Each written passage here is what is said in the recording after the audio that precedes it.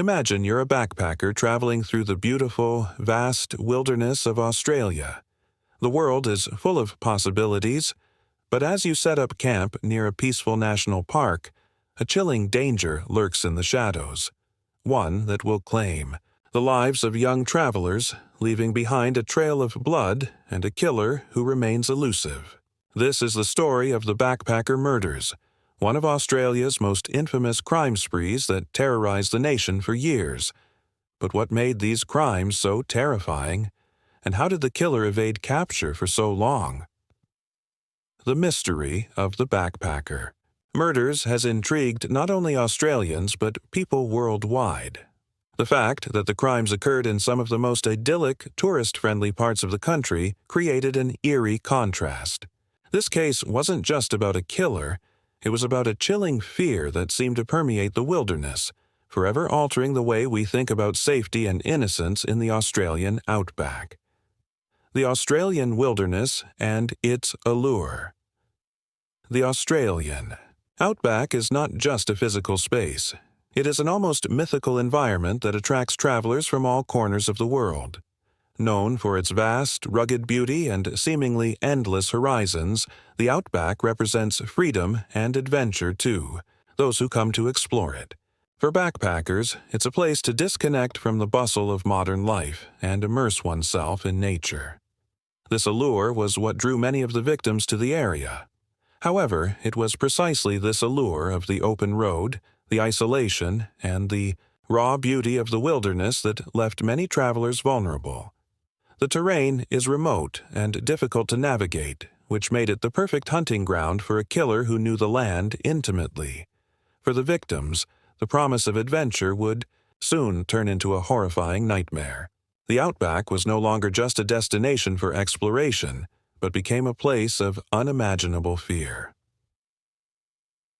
The victims. Innocence. Lost when we think of the backpacker murders, it's important to remember the victims. These weren't just nameless statistics in a crime story. They were young people, often far from home, in the prime of their lives, eager to experience the world. Caroline Clark and Joanne Walters, two British backpackers, were among the first to disappear in 1990. Their fates set off the chilling chain of events that would unfold. The loss of young travelers from other parts of the world, like Germany's Anja Habschied and Gabor Neugebauer, or the tragic deaths of others who were yet to be found, sent shockwaves through the global community. For many, it served as a cautionary tale about the dangers lurking beyond the postcard-perfect view of Australia. These murders not only left an indelible mark on their families, but also served as a tragic reminder of the risks faced by those who ventured into unfamiliar lands. For the families and friends of the victims, the mystery surrounding the deaths would haunt them forever, with their grief compounded by the years of uncertainty. A series of unexplained disappearances. The first victims, Clark and Walters, vanished in the New South Wales area, a region often frequented by tourists. Their disappearance was initially brushed off as another unfortunate incident in the unpredictable life of a backpacker. Many people were quick to chalk it up to the usual dangers of the road, hitchhiking, remote camping, or simply falling prey to the unpredictable nature of the outback. However, as other backpackers went missing or were found, brutally murdered, it became clear that these weren't isolated incidents. These young women weren't just part of a statistic of the backpacker lifestyle. They were victims of a calculated, horrific crime. The increasing number of disappearances painted a chilling picture that would soon lead to the realization that the killer was targeting a specific group of people, travelers who trusted the open road, but whose trust would soon be betrayed. The evidence. What was left behind? The first major clue came when the bodies of Clark and Walters were discovered in a remote area near Belanglo State Forest, which would become infamously linked to the murders. The remains were badly decomposed, complicating the task of identifying the cause of death. Early forensic examination showed signs of sexual assault and brutal violence, suggesting that these murders weren't crimes of opportunity, but carefully planned and executed. As more bodies were discovered, each revealing similar signs of torture and violent death. It became evident that this was the work of a serial killer, someone who was not acting out of impulsive rage but out of calculated desire. The evidence at each crime scene became increasingly chilling as investigators pieced together the puzzle. The sheer brutality and the methodical nature of the killings painted a portrait of a killer who thrived on power and control over his victims, leaving investigators to confront the terrifying reality of a serial predator hiding in plain sight. The killer's modus operandi. Striking in the Outback, a hallmark of a serial killer's behavior is their consistency in how they choose and kill their victims. In the case of the backpacker murders, the killer exhibited a distinct modus operandi. Victims were often backpackers traveling alone or in pairs, and they were typically hitchhiking, a common practice for travelers in Australia. The killer preyed on their vulnerability, offering them rides and luring them to secluded areas where he could overpower them. Milat's choice of victims, young, inexperienced backpackers, was not random. It reflected a deep understanding of the area and its landscape, coupled with the knowledge that such isolated settings would provide ample opportunity to strike without being detected. Milat, as authorities later discovered, had a connection to the terrain. His knowledge of the land made him a ghost in the wilderness, able to elude authorities while his victims suffered unimaginable horrors. Police investigations. The early days of the hunt in the beginning, authorities struggled to make the connection between the various murders. The remote locations of the crime scenes and the lack of solid evidence caused many to treat the deaths as isolated, unrelated events. This initial lack of coordination between law enforcement agencies was a major hindrance, as police were unable to recognize the emerging pattern. The forensic clues that changed everything. The case broke open with the discovery of the body of German backpacker Anja Habschied in 1991. Her body showed signs of similar violence to previous victims, which allowed detectives to finally connect the dots. Forensic evidence, including hair and fibers, linked her death to the earlier killings. This was the turning point in the investigation. From this point on, police began to focus their efforts on identifying a suspect who was familiar with the outback and the backpacking lifestyle. Milat became a person of interest after it was discovered that he had been in the areas where some of the bodies had been found, and his criminal history raised red flags. This was the moment when the investigation started to gain real momentum. The rise of a suspect. Ivan Milat's connection. Ivan Milat, a 47-year-old man with a history of violence, was arrested in 1992. Milat had long been under suspicion, but it wasn't until investigators pieced together evidence from various sources that they were able to build a case against him. His connection to the area and his criminal background made him an obvious suspect. What made Milat particularly chilling was his ability to blend into society. He was a man who, on the surface, seemed normal, working in various blue-collar jobs, living a relatively mundane life, but beneath the facade he was capable of horrific acts. His arrest shocked many who had known him, as the man behind the killings was not some stranger or outsider, but someone who had quietly slipped through the cracks of society. The arrest and investigation. Milat's dark past, Milat's arrest, did not come as a complete surprise. His history of violence, including accusations of sexual assault and intimidation, painted a picture of someone who could easily be capable of the gruesome murders.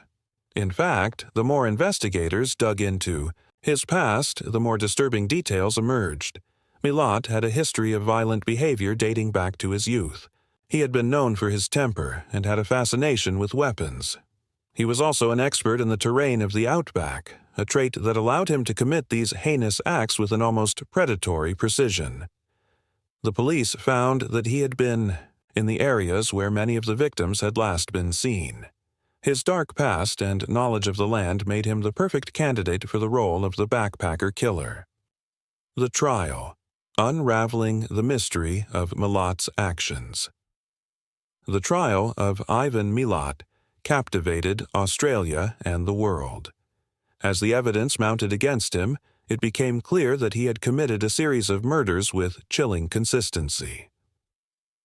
His methodical planning, the brutality of his actions, and the lack of remorse were all key factors in his conviction. For many, the trial also raised deeper questions about the nature of evil. How could someone like Milat, who blended in with everyday life, harbor such violent tendencies? The trial provided a window into the mind of a killer who was cold, calculating, and willing to take the lives of young travelers without remorse. The conviction. Milat's guilt. Established, Milat's conviction was a turning point in the case. After years of searching for answers, the authorities had finally captured the man responsible for the backpacker murders. In 1996, he was sentenced to life in prison without the possibility of parole. His conviction brought a sense of justice to the families of the victims, but the horrors of the crimes lingered. For many, Milat's sentence was a bittersweet victory. While justice had been served, the victims' lives could never be replaced, and the psychological scars left on their families and the Australian public would remain forever. The legacy of the backpacker murders would continue to haunt those affected by the crimes for years to come. A legacy of fear. How the murders shaped Australian society. The backpacker murders had a profound effect on Australian society. The once open and welcoming outback, a place where travelers could roam freely, became a symbol of fear. The psychological impact on Australians was immense, and many people began to view the outback as a place of danger rather than adventure. For backpackers, it served as a chilling reminder that even the most beautiful places could hold the darkest of secrets. The murders altered the way people approached their travels in Australia, making them more cautious and aware of their surroundings. In a sense, Milat had not just stolen the lives of his victims, but he had also stolen the innocence of the Australian wilderness. Milat's prison years. A killer behind bars. In prison, Milat's behavior continued to be disturbing. He remained defiant and refused to admit guilt, even as the overwhelming evidence pointed to him as the murderer. His behavior was a reflection of his refusal to accept responsibility for his actions, and he continued to manipulate and control situations even behind bars. Milat's time in prison was marked by violent outbursts, and he often sought attention from the media, trying to maintain his notoriety. His inability to admit guilt and his continued attempts to control the narrative around his case demonstrated the level of narcissism and arrogance that had fueled his crimes. Theories and speculations. Did Milat have an accomplice? While Milat was convicted of 7 murders, some speculated that he may have had an accomplice, or that there were other victims who had never been found. Some of the victims' bodies were discovered in areas that suggested the involvement of another person, and the level of organization and coordination in the killings raised questions. However, no concrete evidence has ever emerged to support the theory of an accomplice. Milat's sole responsibility for the murders has been firmly established, and investigators have closed the case on the idea of additional perpetrators. Nonetheless, the possibility remains in the minds of some, adding an extra layer of intrigue to the case. The continuing mystery. Other suspects and unsolved cases. Despite Milat's conviction, there are still lingering questions about whether he was the only killer operating during this time. Some investigators have suggested that Milat may have been involved in other unsolved murders or disappearances in Australia, and that the true scale of his crimes may never be fully known. The backpacker murders case remains a subject of debate and investigation, with some theorists wondering whether other killers might have been active in the same areas during the same period. This mystery continues to haunt both investigators and the public. Impact on law enforcement. Changes in police procedure. The backpacker murders had a lasting impact on law enforcement in Australia.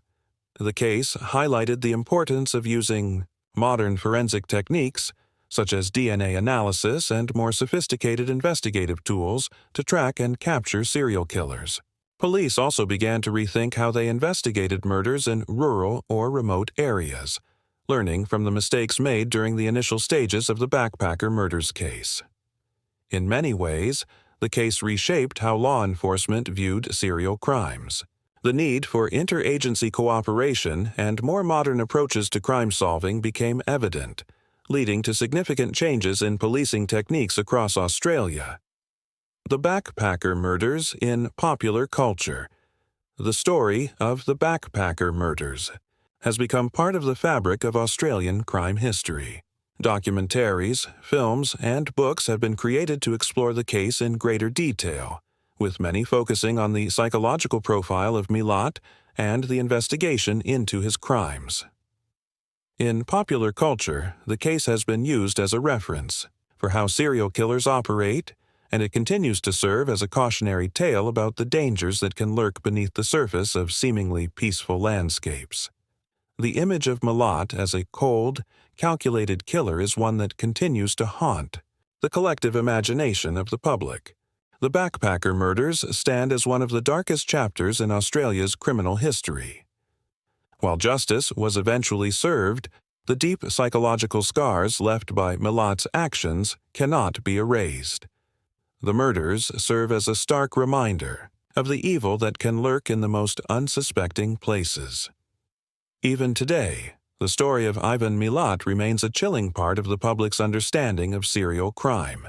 As new generations of travelers continue to visit the Australian outback, they are reminded that, though the danger has passed, the specter of the backpacker murders remains an indelible part of the country's history.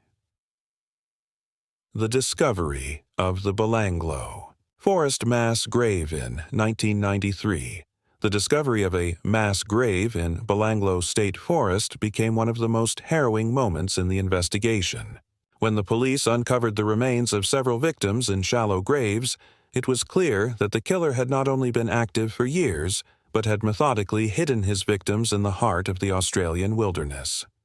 The forest was dark, dense, and remote, an environment that made it almost impossible for anyone to stumble upon these bodies unless they knew exactly where to look. The gruesome nature of the find also hinted at the psychological profile of the killer. Belanglo Forest, known for its isolation, served as the perfect location for someone who wanted to conceal their crimes. The fact that the victims' bodies were often disposed of in such a clandestine manner suggested that the killer had a deep desire to remain undetected, a desire that would fuel his actions until his eventual capture. The mind of a killer. Milat's psychological profile. Understanding the mind of a serial killer can be both fascinating and terrifying. Ivan Milat's psychological profile was examined by experts who described him as having a personality marked by narcissism, an obsession with power, and a deep-seated hatred toward women. These traits manifested in the brutal way he hunted, controlled, and disposed of his victims. Milat appeared to enjoy the power dynamics between himself and his victims, and his violence was calculated and controlled. Moreover, Milat's seemingly ordinary life masked the monstrous tendencies beneath. He was a man who, despite being highly dysfunctional and violent, blended into society. His ability to keep up the facade of an average man in his community played a key role in his evasion of suspicion for so long. The psychology behind his ability to carry out such heinous acts while maintaining an outwardly normal persona continues to intrigue criminologists. Milat's family background. A troubled upbringing. Milat's troubled family background is crucial in understanding the possible factors that led him to become a serial killer. He grew up in a large, dysfunctional family with an abusive father. Milat's violent tendencies were evident early on, as he exhibited behavior that was marked by aggression, cruelty, and a lack of empathy. His upbringing did little to provide the emotional support and guidance needed for healthy psychological development. The Milat family was described by some as being a toxic environment, where cruelty and violence were normalized. Ivan's relationship with his siblings was marked by animosity, and his father's abusive behavior undoubtedly played a role in shaping Milat's worldview. Many experts believe that this environment, combined with Milat's inherent personality traits, contributed to his eventual violent actions. The role of media coverage. Sensationalism versus fact. The media coverage of the backpacker murders case was intense, and it played a significant role in shaping public perceptions of the crime spree. The Australian public was gripped by the sensational details of the murders, as the media painted a terrifying picture of a cold-blooded serial killer on the loose. The widespread media coverage created an atmosphere of fear and paranoia, where every backpacker was seen as a potential target. At the same time, however, the media also added layers of distortion to the case. Sensationalism often overshadowed fact, leading to false leads and misplaced public fears. The constant media coverage of Milat's crimes and trial made it easy for misconceptions to spread, as rumors and theories flooded the public discourse. In the end, while the media helped keep the case in the public eye, it also muddied the waters of true investigative work. Public fear and the impact on tourism. The backpacker murders had a direct impact on tourism in Australia, especially backpackers, who relied on hitchhiking and camping to explore the country. Australia had long been known for its open and free-spirited tourism culture, but after the murders, many travelers began to rethink their safety. Fear spread quickly across the backpacker community, with people rethinking their itineraries, questioning the safety of remote areas, and opting for safer, more tourist-friendly options. The Australian tourism industry was forced to make changes in response to the public outcry. Authorities started to issue safety warnings, advising travelers to avoid certain areas, particularly the outback and Belanglo State Forest. Tour operators. They also began to implement new security measures to ensure the safety of their guests, signaling a shift in how the country was perceived as a safe travel destination. The media's obsession with Milat. The notoriety of the backpacker killer. Milat's arrest and subsequent trial drew widespread media attention, turning him into a notorious figure in Australia's criminal history. This created a complex relationship between the public and the media, as many felt that the media's obsession with Milat's life and actions was unhealthy. While the public had a right to know about the investigation and trial, some argued that sensationalized portrayals of Milat's personality and background were distracting from the true nature of the crime. Milat, who was already narcissistic and attention-seeking, often relished the media spotlight, providing more fuel for the public's curiosity about him. His interviews and court appearances, in which he exhibited no remorse or empathy for his victims, only further cemented his reputation as one of the most frightening criminals in Australian history. The long road to justice. The emotional toll on families. For the families of the victims, the journey to justice was long and agonizing. Many parents and loved ones had to endure years of not knowing the fate of their children. The frustration of unanswered questions, combined with the pain of loss, created a cycle of grief and uncertainty. When the bodies of the victims were finally discovered, it brought closure to the families, but that closure came with the heavy weight of knowing the horrific details of their loved ones' final moments. For the families who had to endure the media frenzy and public speculation, the emotional toll was even greater. While some welcomed the media attention as a way to keep the case alive, others felt that their personal pain was being exploited for public consumption. In the end, the emotional scars left by the backpacker murders were not limited to the victims. Their families carried them for the rest of their lives. Milat's continued denial. The monster who would not admit guilt. Even after his conviction, Milat refused to take responsibility for his actions. He remained defiant, never showing any remorse for the murders he had committed.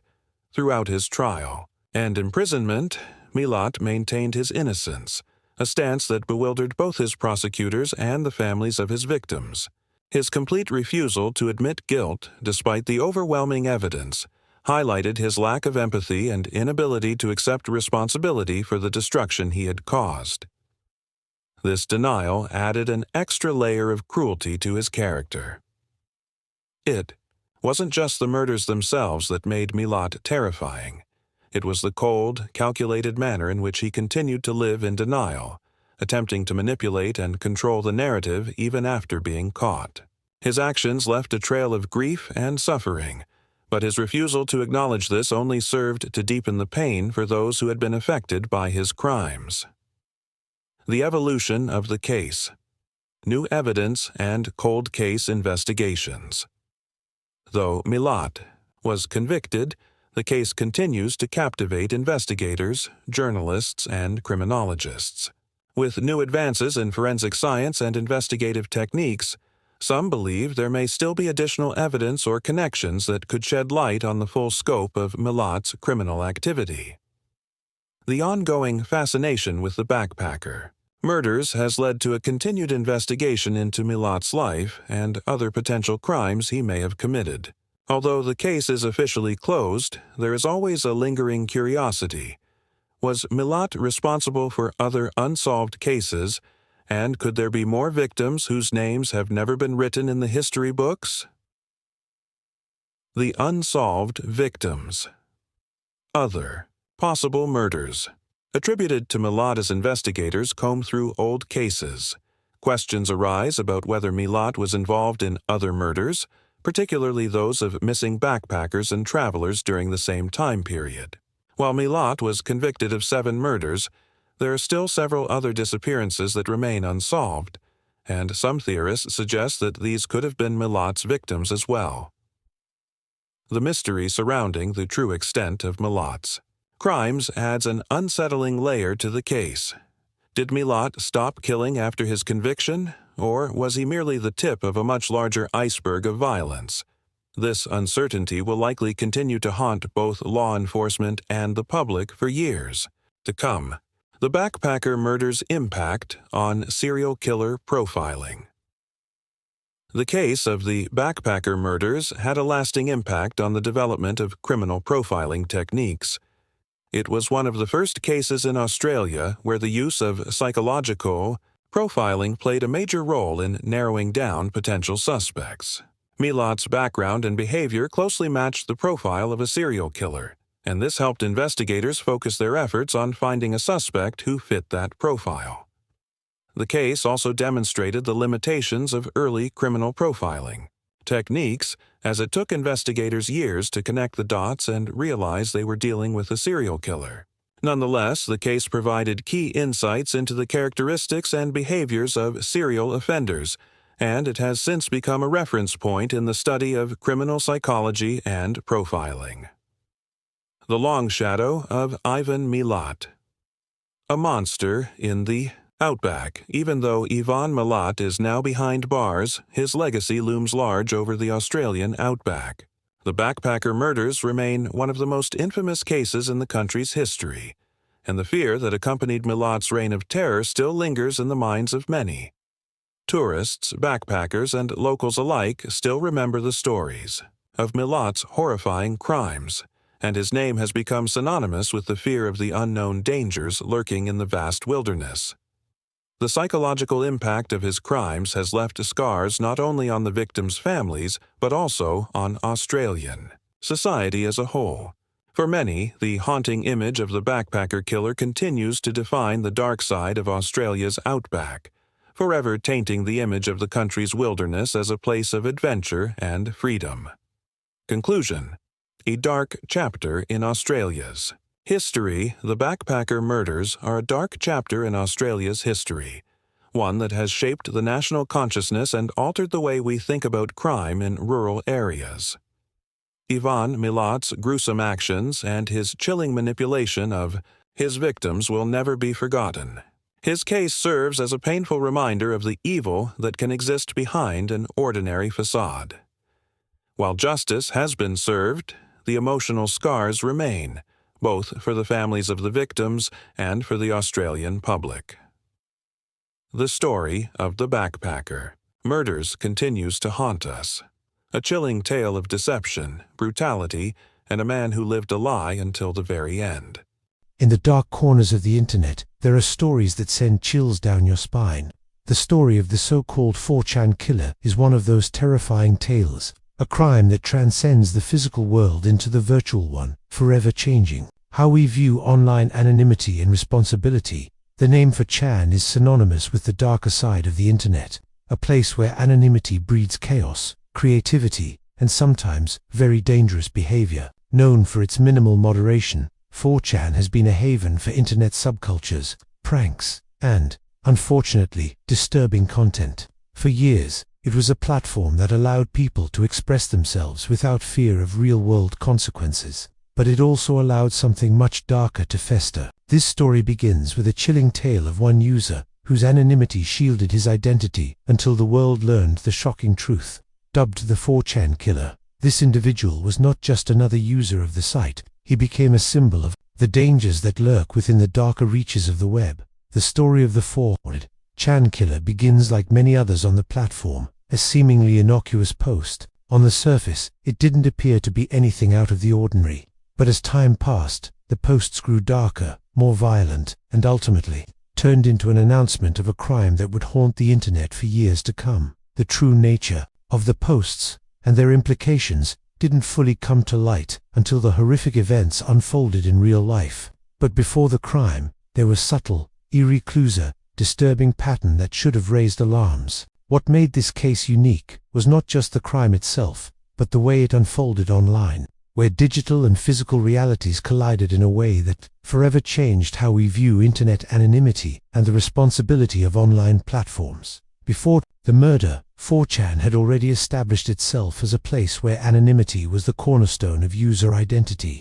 In many ways, this anonymity is a double-edged sword. It allows for free expression without the fear of personal repercussions, but it also gives birth to toxicity and, occasionally, much worse. The platform has been linked to countless scandals and controversies, from internet hoaxes to harassment campaigns, but it had never seen anything like what would come to be known as the 4chan killer case. The anonymity allowed users to adopt any persona they wanted. It provided an environment where people could speak their minds without the weight of consequences hanging over them. But the freedom to act without accountability also led to a sense of detachment from reality.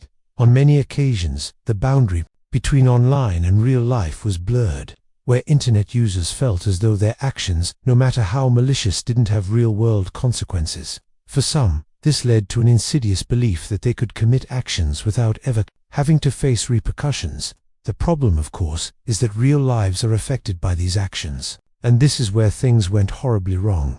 The first signs of something sinister appeared in posts that began to make their way through the forum. They were disturbing but not immediately alarming.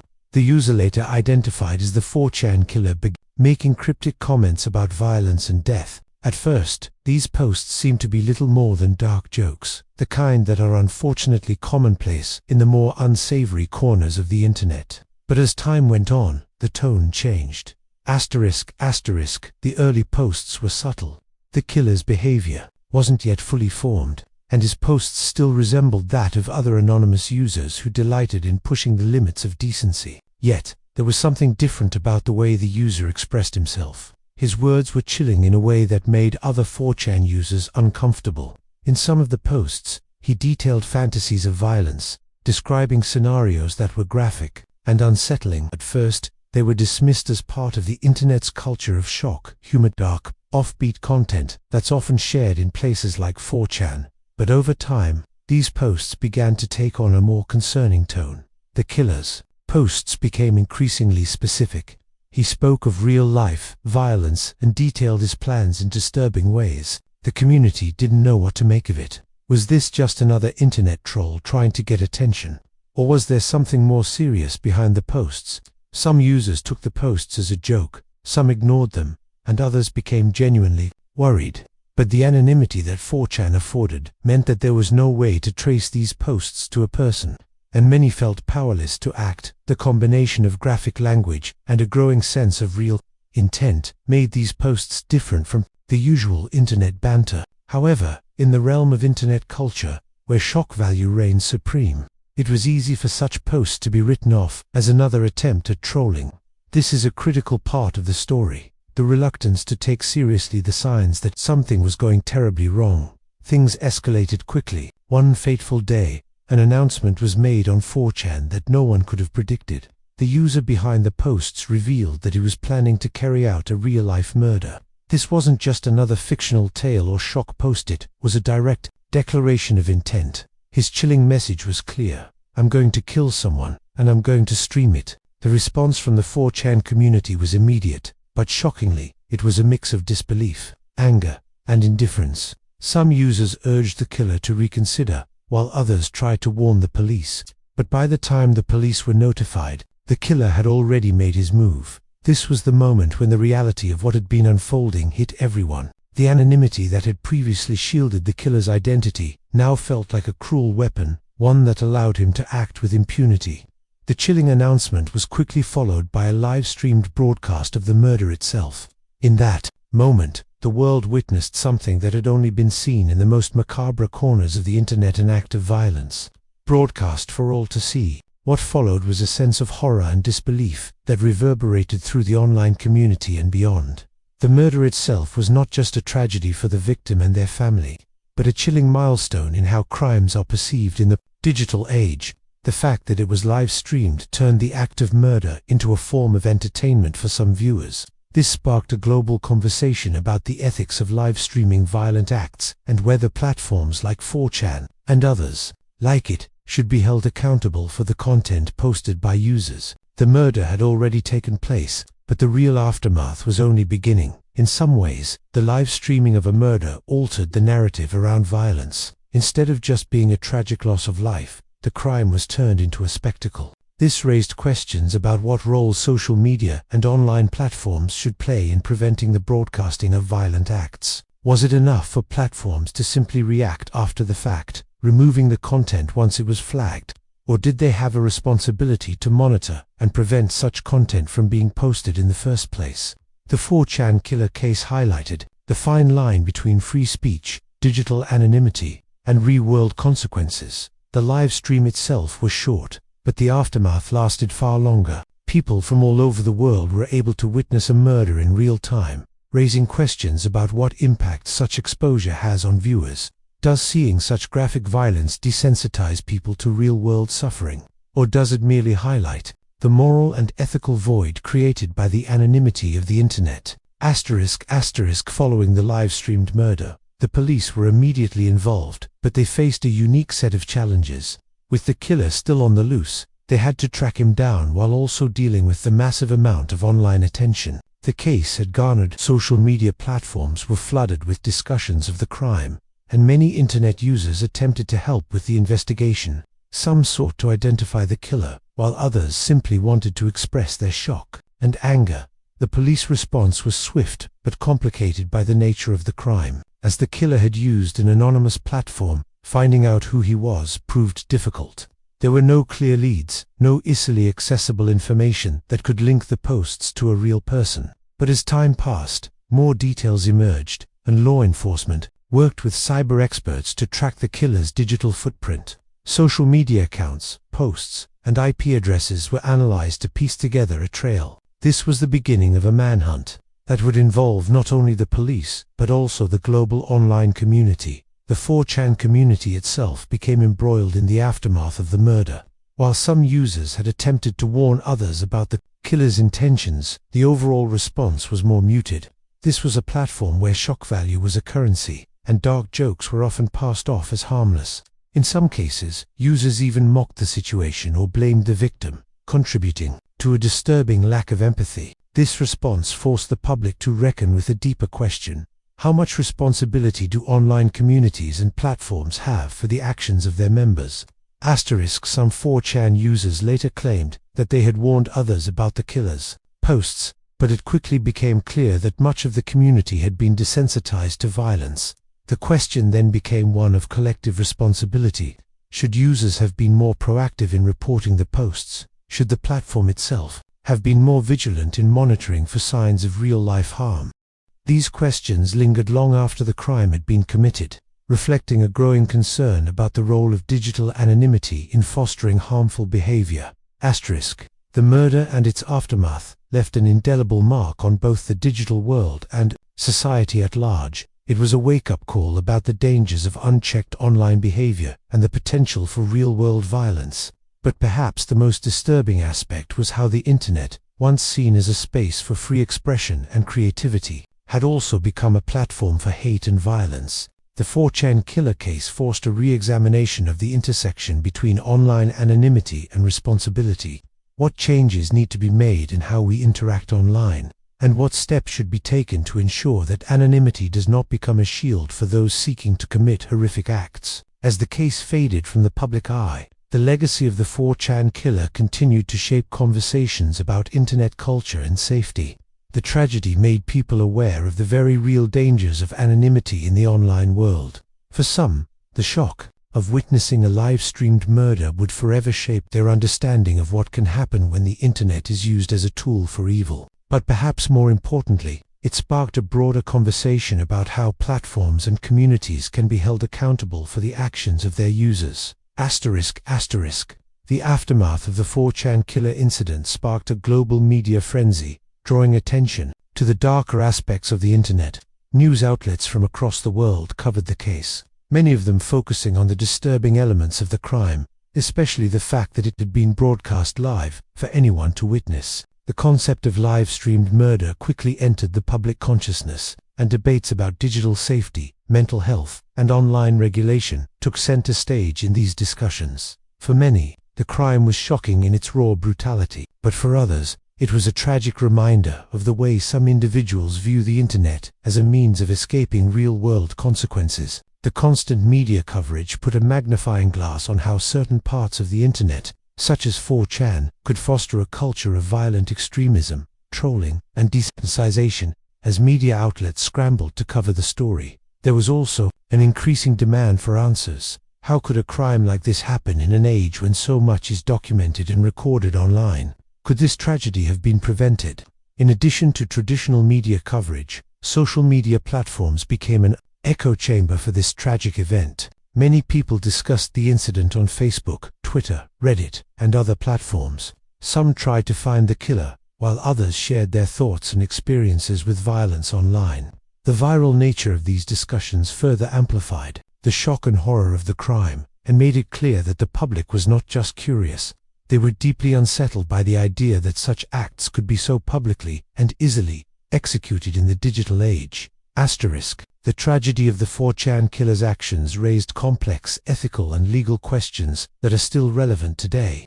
Chief among them was the issue of digital platforms and their responsibility in preventing violence. 4chan, as well as other social media sites, had long been criticized for their lack of moderation and oversight, particularly when it came to harmful content. In the wake of the killing, many began questioning whether these platforms should be doing more to track and regulate posts that suggest harm or violence.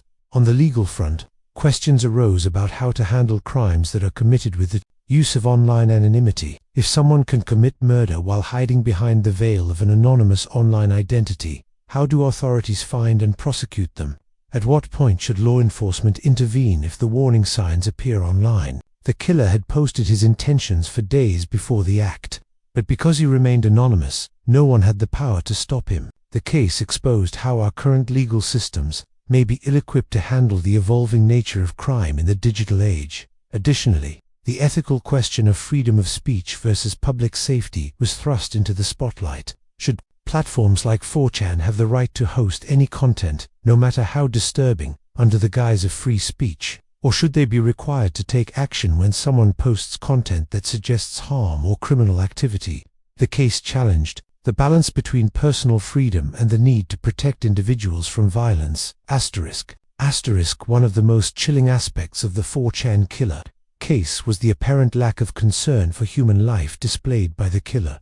As more details emerged, it became evident that the individual responsible for the crime had a troubled mental state. The killer's behavior wasn't just an act of violence, it was a culmination of deeper psychological issues.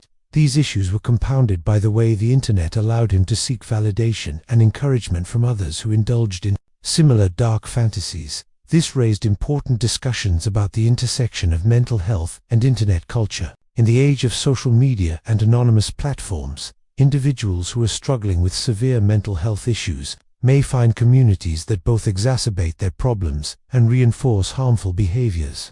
The anonymity of platforms like 4chan creates an environment where individuals can seek out and find validation for destructive thoughts. Without proper intervention or support, these individuals may feel empowered to take their fantasies into the real world, as seen in this tragic case. The case also highlighted the larger societal issue of how mental health is treated online. Rather than fostering support, some online communities may unwittingly fuel negative emotions, leading to catastrophic outcomes. This was a wake-up call for those advocating for better online mental health resources and education.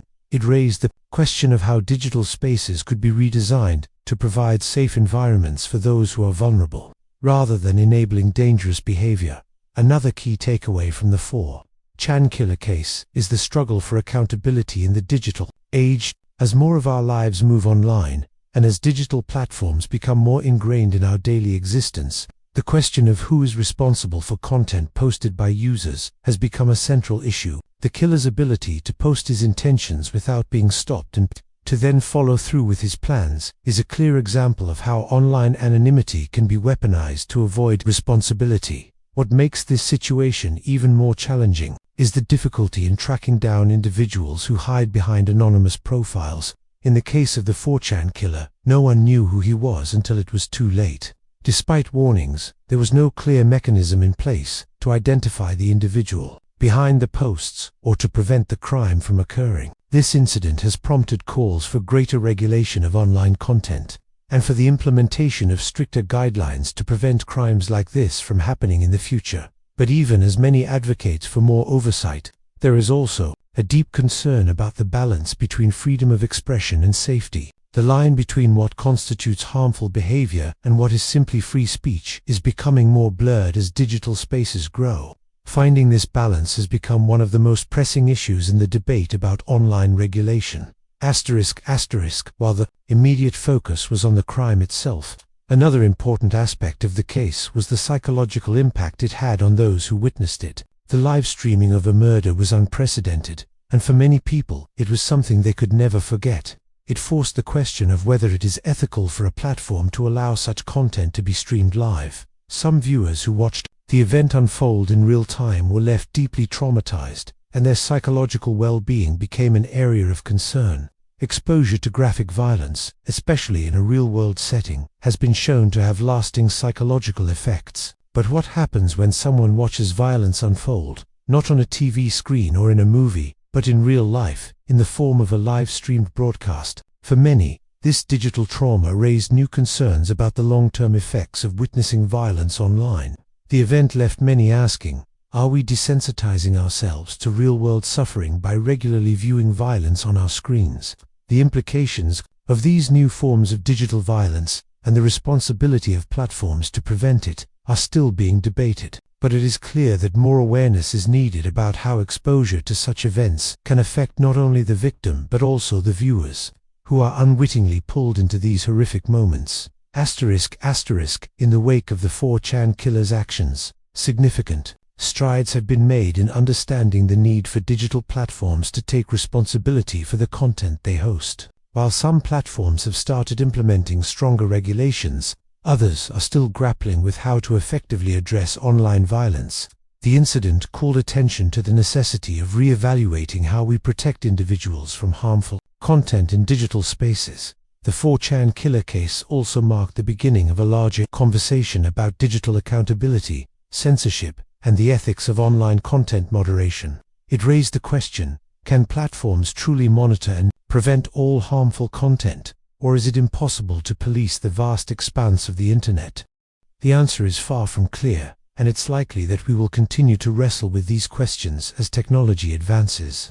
What is certain, however, is that the case of the 4chan killer will remain a key turning point in the ongoing struggle to balance online freedom with the need for greater safety and responsibility in the digital world. At the core of the 4chan killer case is the question of internet anonymity. The killer's ability to post disturbing content without being immediately identified was a significant factor that allowed him to plan and carry out his crime. On platforms like 4chan, anonymity is often seen as a badge of freedom. It allows individuals to express themselves without fear of backlash or real-world consequences. But this same anonymity can foster a sense of detachment from reality, encouraging users to behave in ways they might never consider in face-to-face interactions. In this case, it gave the killer the ability to plan a murder without accountability. The killer was not forced to confront his actions directly because of his digital shield. It wasn't just that he made threatening posts, it was that, for him, there seemed to be no real-world cost to doing so. In a sense, the killer became an avatar for what can go wrong when the safety net of anonymity is taken too far. While the internet is meant to be a space for free expression, it's clear that something must be done to ensure that anonymity doesn't become a weapon in the hands of individuals intent on causing harm. The question remains, how do we balance freedom with safety in the digital age? In today's world, every action we take online leaves behind a trail. The 4chan killer's case is a stark reminder of how digital footprints can expose and implicate individuals. While the killer tried to hide his identity behind the anonymity of 4chan, the police were able to use his digital trail to track him down. This raises important questions about the implications of our online actions. Every tweet, every forum post, every photo uploaded can be traced back to us. For the killer, this digital trail was eventually his undoing. But for many other people, their seemingly harmless online behavior could also lead to consequences they don't fully understand or anticipate. The fact that the killer could be traced back through his digital actions highlights the growing power of law enforcement and cybersecurity experts in today's interconnected world. As technology advances, it becomes both a tool for crime and a means of solving it. But at the same time, this case forces us to consider how much of our personal information we're willing to leave behind online, and whether we're prepared for the ramifications of doing so. While the 4chan killer's behavior was clearly an outlier, it's important to consider the broader context of online communities and mental health. The anonymity that 4chan offers doesn't just allow people to engage in harmful behavior. It can also attract individuals who are struggling with mental health issues, offering them a place where their emotions and behaviors can be normalized or even encouraged. In the case of the killer, there were signs that he may have been grappling with deep psychological problems long before he escalated into violence. 4chan, unfortunately, isn't unique in this regard. Many online communities, particularly those that prioritize anonymity and lack oversight, can become echo chambers for negative emotions, where individuals with depression, anxiety, or other disorders can spiral further into unhealthy thinking. This is a larger societal issue that needs to be addressed. How can we provide more support for those struggling with mental illness in the online world? How can we ensure that online spaces are safe for vulnerable individuals without sacrificing freedom of expression? One of the most unsettling aspects of the 4chan killer case is how it highlighted the disconnect between the online world and the real world. In the digital space, where people often hide behind avatars and usernames, it can be difficult to remember that there are real lives at stake. The killer's disturbing posts were filled with violent fantasies, but he didn't seem to perceive his actions as something that would affect real people. For him, the digital realm was separate from the physical one, a dangerous belief. This false sense of separation is common in online behavior, where individuals act in ways that they would never consider in real life. The problem becomes even more complicated when you consider how isolated online behavior can translate into consequences. The 4chan killer wasn't alone in his online behavior, and there are many others who might feel emboldened to act on their impulses because of the anonymity that digital spaces provide. This disconnect is dangerous, and it's something that needs to be addressed both in terms of educating internet users and regulating online platforms that allow harmful behaviors to proliferate. In retrospect, there were several points where intervention could have stopped the 4chan killer before the crime occurred. His posts were filled with disturbing and violent language, yet they went largely unreported until it was too late. This raises the question of how society can prevent such incidents from happening in the first place. Could earlier intervention, perhaps through mental health services, online moderators, or concerned community members, have prevented the tragedy? The difficulty of intervening in online spaces is that there are often no clear indicators of danger until it's too late.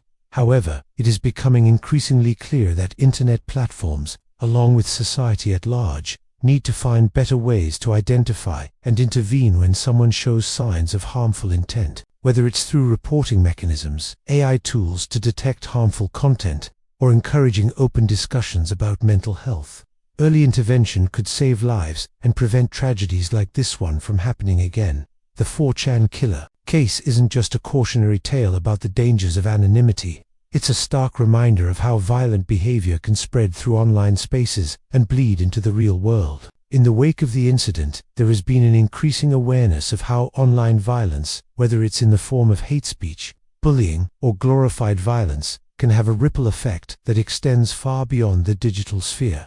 The killer didn't just commit a crime in the confines of 4chan. His actions had a real-world impact on the victim, on their family, and on the broader society. What we saw in the case of the 4chan killer wasn't just an isolated act of violence. It was the manifestation of the increasingly toxic and dangerous culture that exists within certain online communities. In some ways, this culture normalizes violence and desensitizes users to the consequences of their actions. This is a larger societal issue that needs to be addressed at the community, platform, and policy levels.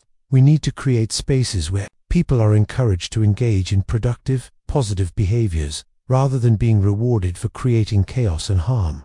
The media's coverage of the 4chan killer's crime was both essential and controversial. On one hand, it was necessary for informing the public and drawing attention to the dangers of online violence. On the other hand, it raised important ethical questions about how such coverage should be framed. Should the media focus on the killer's actions and psychological state, or should they highlight the implications for society as a whole?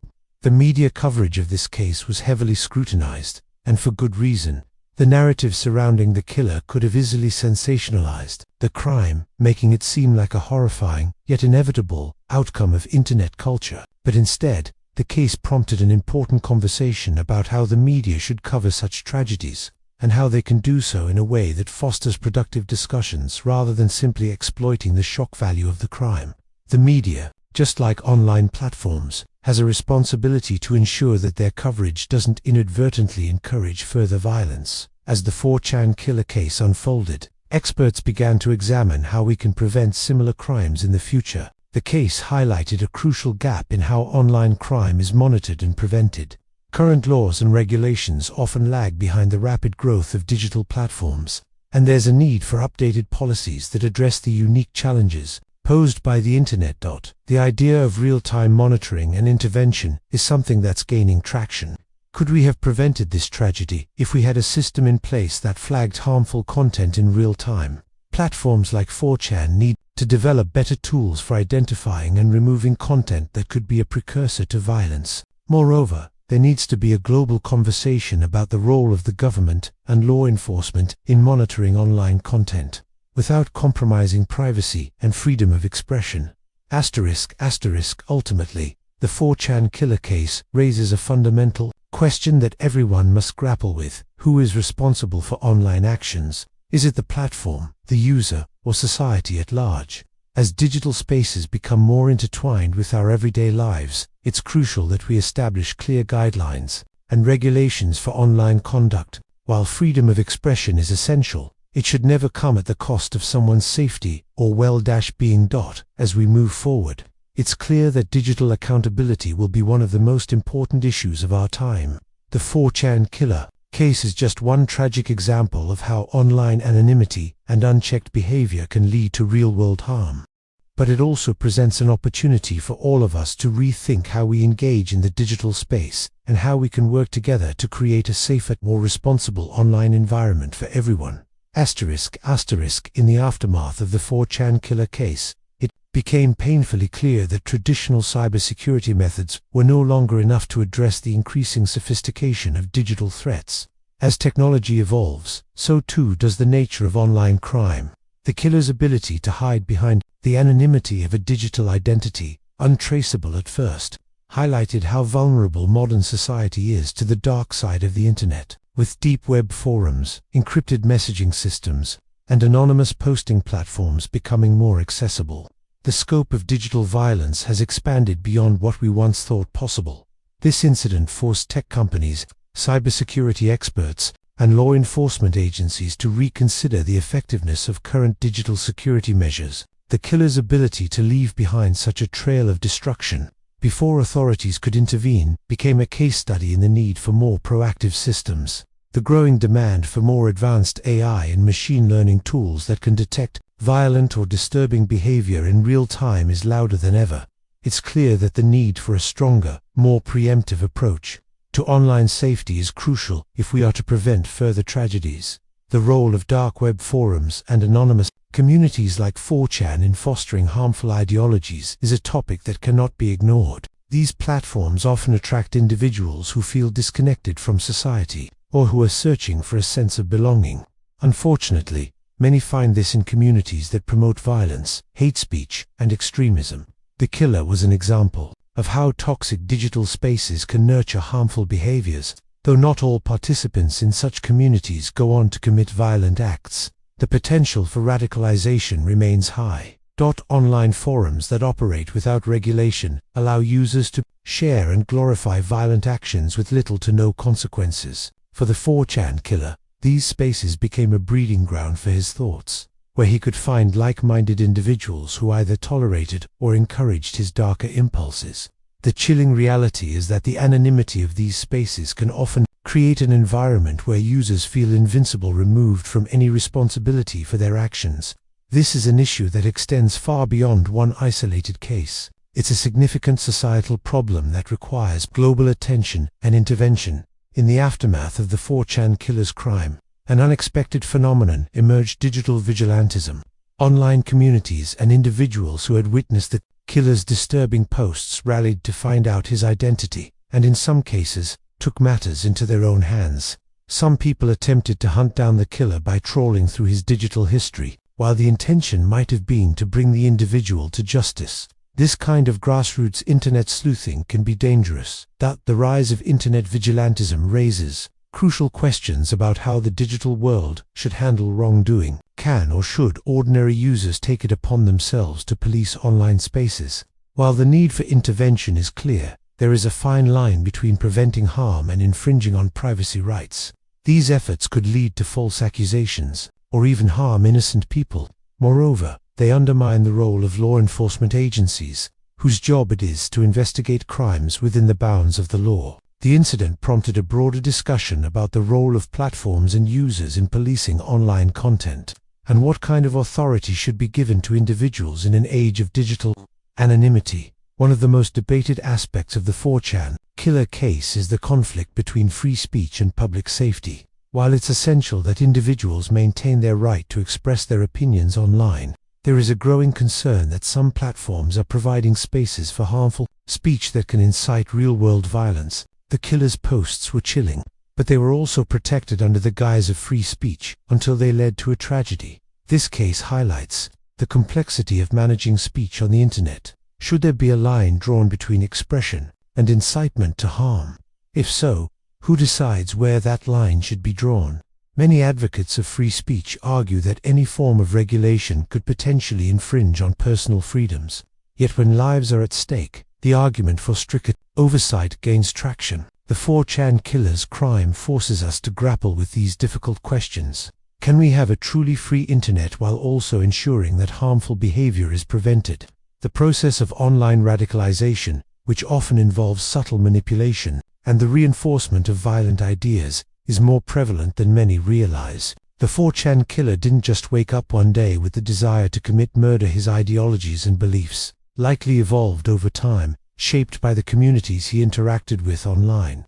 These spaces allowed him to indulge in his darker thoughts without facing any real-world consequences. What is particularly chilling is how such radicalization often goes unnoticed until it's too late. Radicalizing online communities can use seemingly innocuous conversations to slowly desensitize participants to violence and manipulation. Over time, these individuals may begin to believe that violence is an acceptable solution to their problems. This aspect of online culture is more dangerous than it may seem on the surface. and it raises important questions about how we can prevent the spread of harmful ideologies and what steps can be taken to identify and intervene in the radicalization process before it escalates into real-world violence. In the aftermath of the 4chan killer case, it became painfully clear that traditional cybersecurity methods were no longer enough to address the increasing sophistication of digital threats. As technology evolves, so too does the nature of online crime. The killer's ability to hide behind the anonymity of a digital identity, untraceable at first, highlighted how vulnerable modern society is to the dark side of the internet. With deep web forums, encrypted messaging systems, and anonymous posting platforms becoming more accessible, the scope of digital violence has expanded beyond what we once thought possible. This incident forced tech companies, cybersecurity experts, and law enforcement agencies to reconsider the effectiveness of current digital security measures. The killer's ability to leave behind such a trail of destruction before authorities could intervene became a case study in the need for more proactive systems. The growing demand for more advanced AI and machine learning tools that can detect violent or disturbing behavior in real time is louder than ever. It's clear that the need for a stronger, more preemptive approach to online safety is crucial if we are to prevent further tragedies. The role of dark web forums and anonymous communities like 4chan in fostering harmful ideologies is a topic that cannot be ignored. These platforms often attract individuals who feel disconnected from society, or who are searching for a sense of belonging. Unfortunately, many find this in communities that promote violence, hate speech, and extremism. The killer was an example of how toxic digital spaces can nurture harmful behaviors, though not all participants in such communities go on to commit violent acts. The potential for radicalization remains high. Online forums that operate without regulation allow users to share and glorify violent actions with little to no consequences. For the 4chan killer, these spaces became a breeding ground for his thoughts, where he could find like-minded individuals who either tolerated or encouraged his darker impulses. The chilling reality is that the anonymity of these spaces can often create an environment where users feel invincible, removed from any responsibility for their actions. This is an issue that extends far beyond one isolated case. It's a significant societal problem that requires global attention and intervention. In the aftermath of the 4chan killer's crime, an unexpected phenomenon emerged: digital vigilantism. Online communities and individuals who had witnessed the killer's disturbing posts rallied to find out his identity, and in some cases, took matters into their own hands. Some people attempted to hunt down the killer by trawling through his digital history, while the intention might have been to bring the individual to justice. This kind of grassroots internet sleuthing can be dangerous. The rise of internet vigilantism raises crucial questions about how the digital world should handle wrongdoing. Can or should ordinary users take it upon themselves to police online spaces? While the need for intervention is clear, there is a fine line between preventing harm and infringing on privacy rights. These efforts could lead to false accusations, or even harm innocent people. Moreover, they undermine the role of law enforcement agencies, whose job it is to investigate crimes within the bounds of the law. The incident prompted a broader discussion about the role of platforms and users in policing online content, and what kind of authority should be given to individuals in an age of digital anonymity. One of the long-term solutions to preventing tragedies like the 4chan killer's crime lies in digital literacy and responsible online behavior. As the internet continues to play a larger role in our lives, individuals need to be equipped with the knowledge and skills to navigate online spaces safely. This includes understanding the risks of engaging in certain communities, recognizing when content becomes harmful, and knowing how to report dangerous behavior. Education about digital responsibility is crucial in shaping a safer online environment.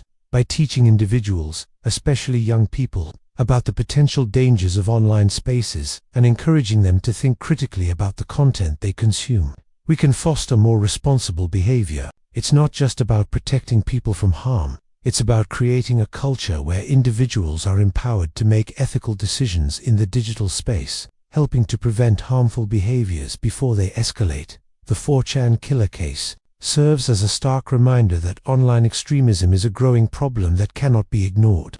The anonymity and unregulated nature of certain digital platforms make them breeding grounds for radical ideologies, whether it's violence, hate speech, or the normalization of harmful behaviors. These spaces need to be examined carefully. Addressing online extremism isn't just about regulating platforms. It's about understanding the root causes that drive individuals toward these dangerous communities. The killer's case is an example of how people can be pushed toward extreme actions by their exposure to certain online influences. Tackling the issue of online extremism requires a multi-pronged approach, including education, support for vulnerable individuals, and stricter platform regulation. As we reflect on the 4chan killer case and its implications, one thing is clear: we cannot afford to ignore the growing threats in the digital world. While the internet has opened up countless opportunities for connection, creativity, and learning, it has also become a space where harm can be easily inflicted. Moving forward, society must focus on creating systems that both protect individual freedoms and ensure the safety of the public. Whether it's through better regulation of digital platforms, more comprehensive mental health resources, or a cultural shift toward responsible online behavior, it's time to take action. The 4chan killer's actions were a horrifying reminder of the dangers lurking in the shadows of the internet, but they also serve as a call to arms to make the digital world a safer place for everyone. The journey ahead will require collaboration, innovation, and an unwavering commitment to addressing the challenges posed by online anonymity and digital violence. As we examine the 4chan killer case, it's crucial to understand the role that more obscure corners of the internet, like the dark web, play in facilitating extreme behavior. While 4chan itself is not part of the dark web, it shares many characteristics with those underground spaces: anonymity, lack of oversight, and communities that can breed harmful ideologies. On the dark web, individuals can operate in complete secrecy, exchange illicit materials, and find validation for their dangerous thoughts without fear of detection. This distinction between the surface web and the dark web often blurs, as more users migrate to platforms that allow them to remain hidden. The killer's crime brings into sharp focus the ease with which someone can go from participating in online communities to committing real-world violence. These digital platforms, from the well-known ones like 4chan to more obscure forums, create an environment where dark ideologies can proliferate unchecked, and individuals like the 4chan killer can be radicalized without much intervention. Law enforcement agencies are increasingly focused on these hidden spaces, but tracking and preventing harmful activities on the dark web remains a significant challenge. One of the most disturbing aspects of the 4chan killer case was the viral nature of his actions.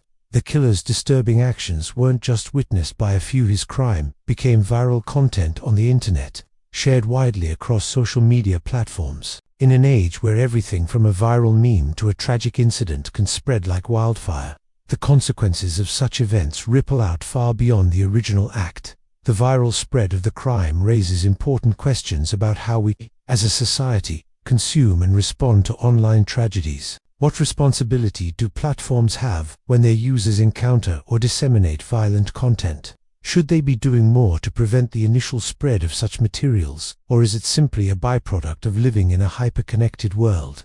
This case exemplifies how a single individual's actions can cause chaos, not only in real time but in the form of lasting trauma, as footage and discussions of violent events can become replayed and reshared for years. The sheer scale and impact of the viral nature of violent online content need to be part of the ongoing discussion on how to safeguard against it. It's easy to focus on the digital platforms that facilitated the 4chan killer's actions, but mental health is an equally critical factor in understanding the tragedy. The killer's online behavior suggested that he was struggling with severe psychological issues long before he ever took his crime to the real world.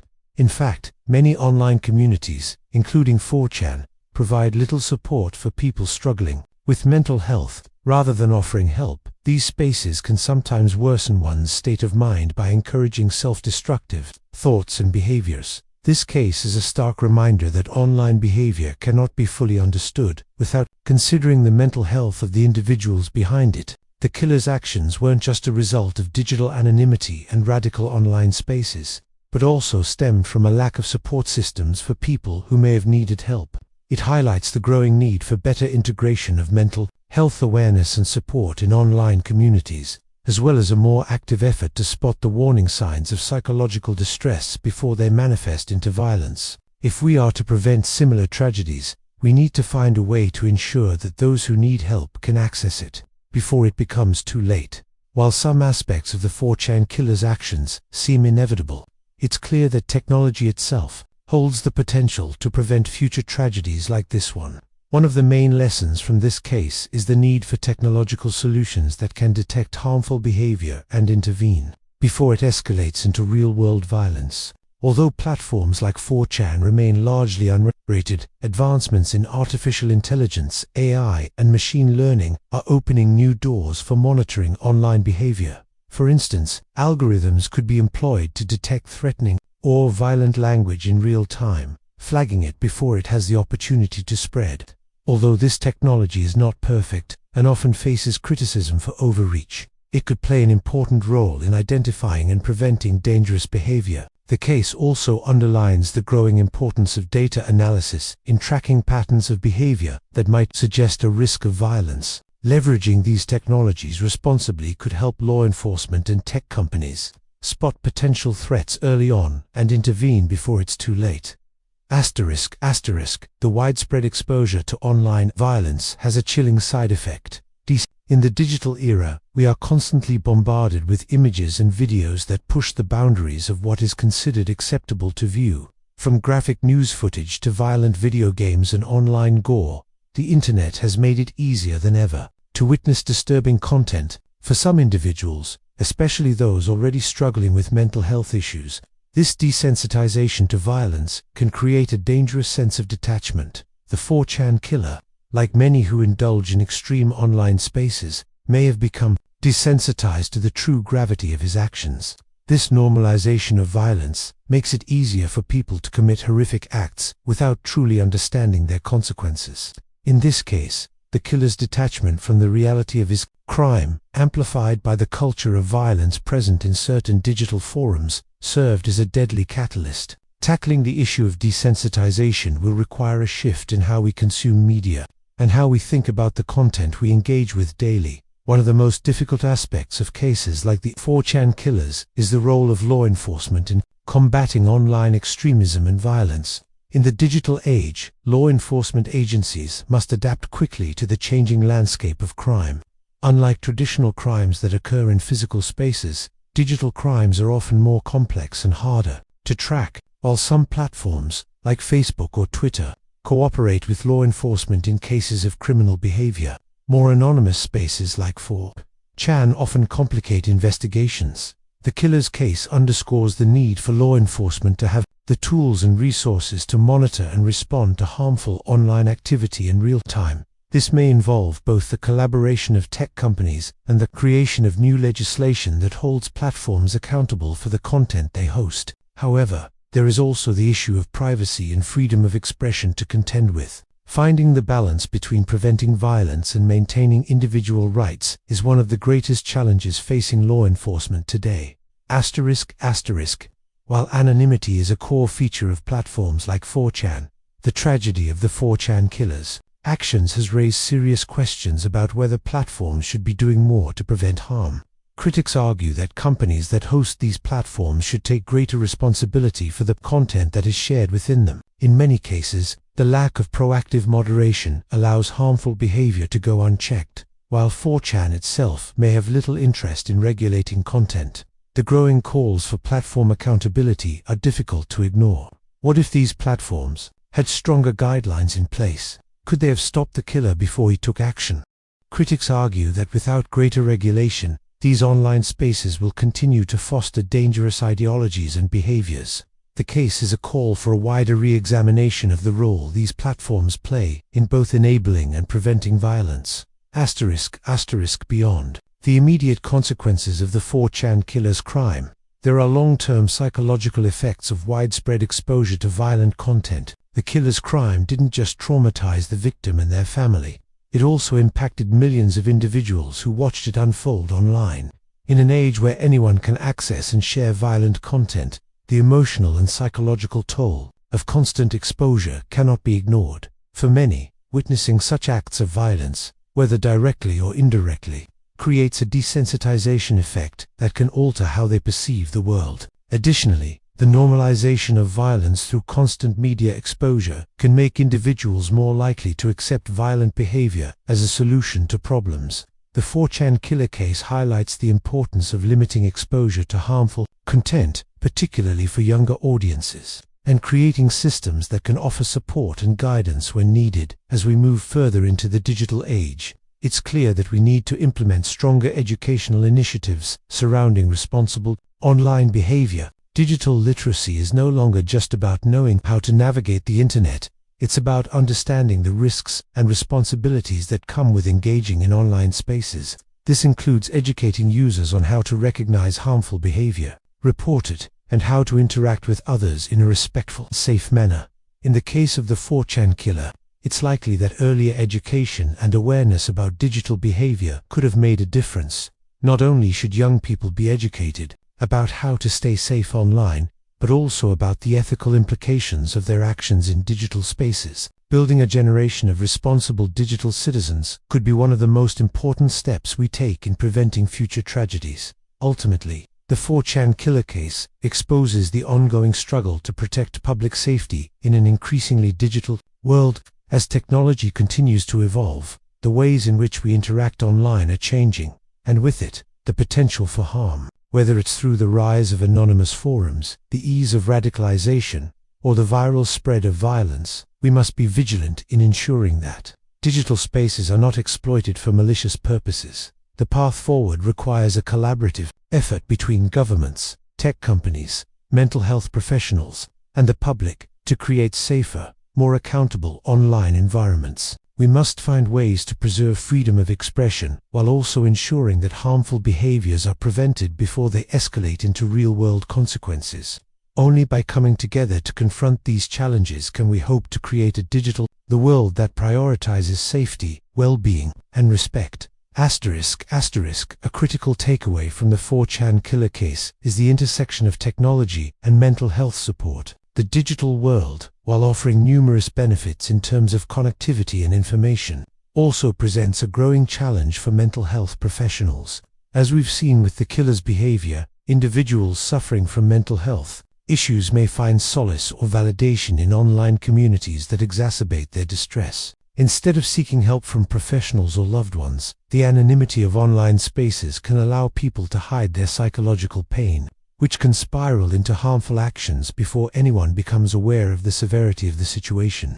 One of the most urgent steps we can take to prevent tragedies like this is to integrate mental health resources into digital platforms, offering support directly where users are most active. For example, platforms like 4chan and others could provide access to mental health tools or hotlines to individuals expressing distressing or harmful thoughts.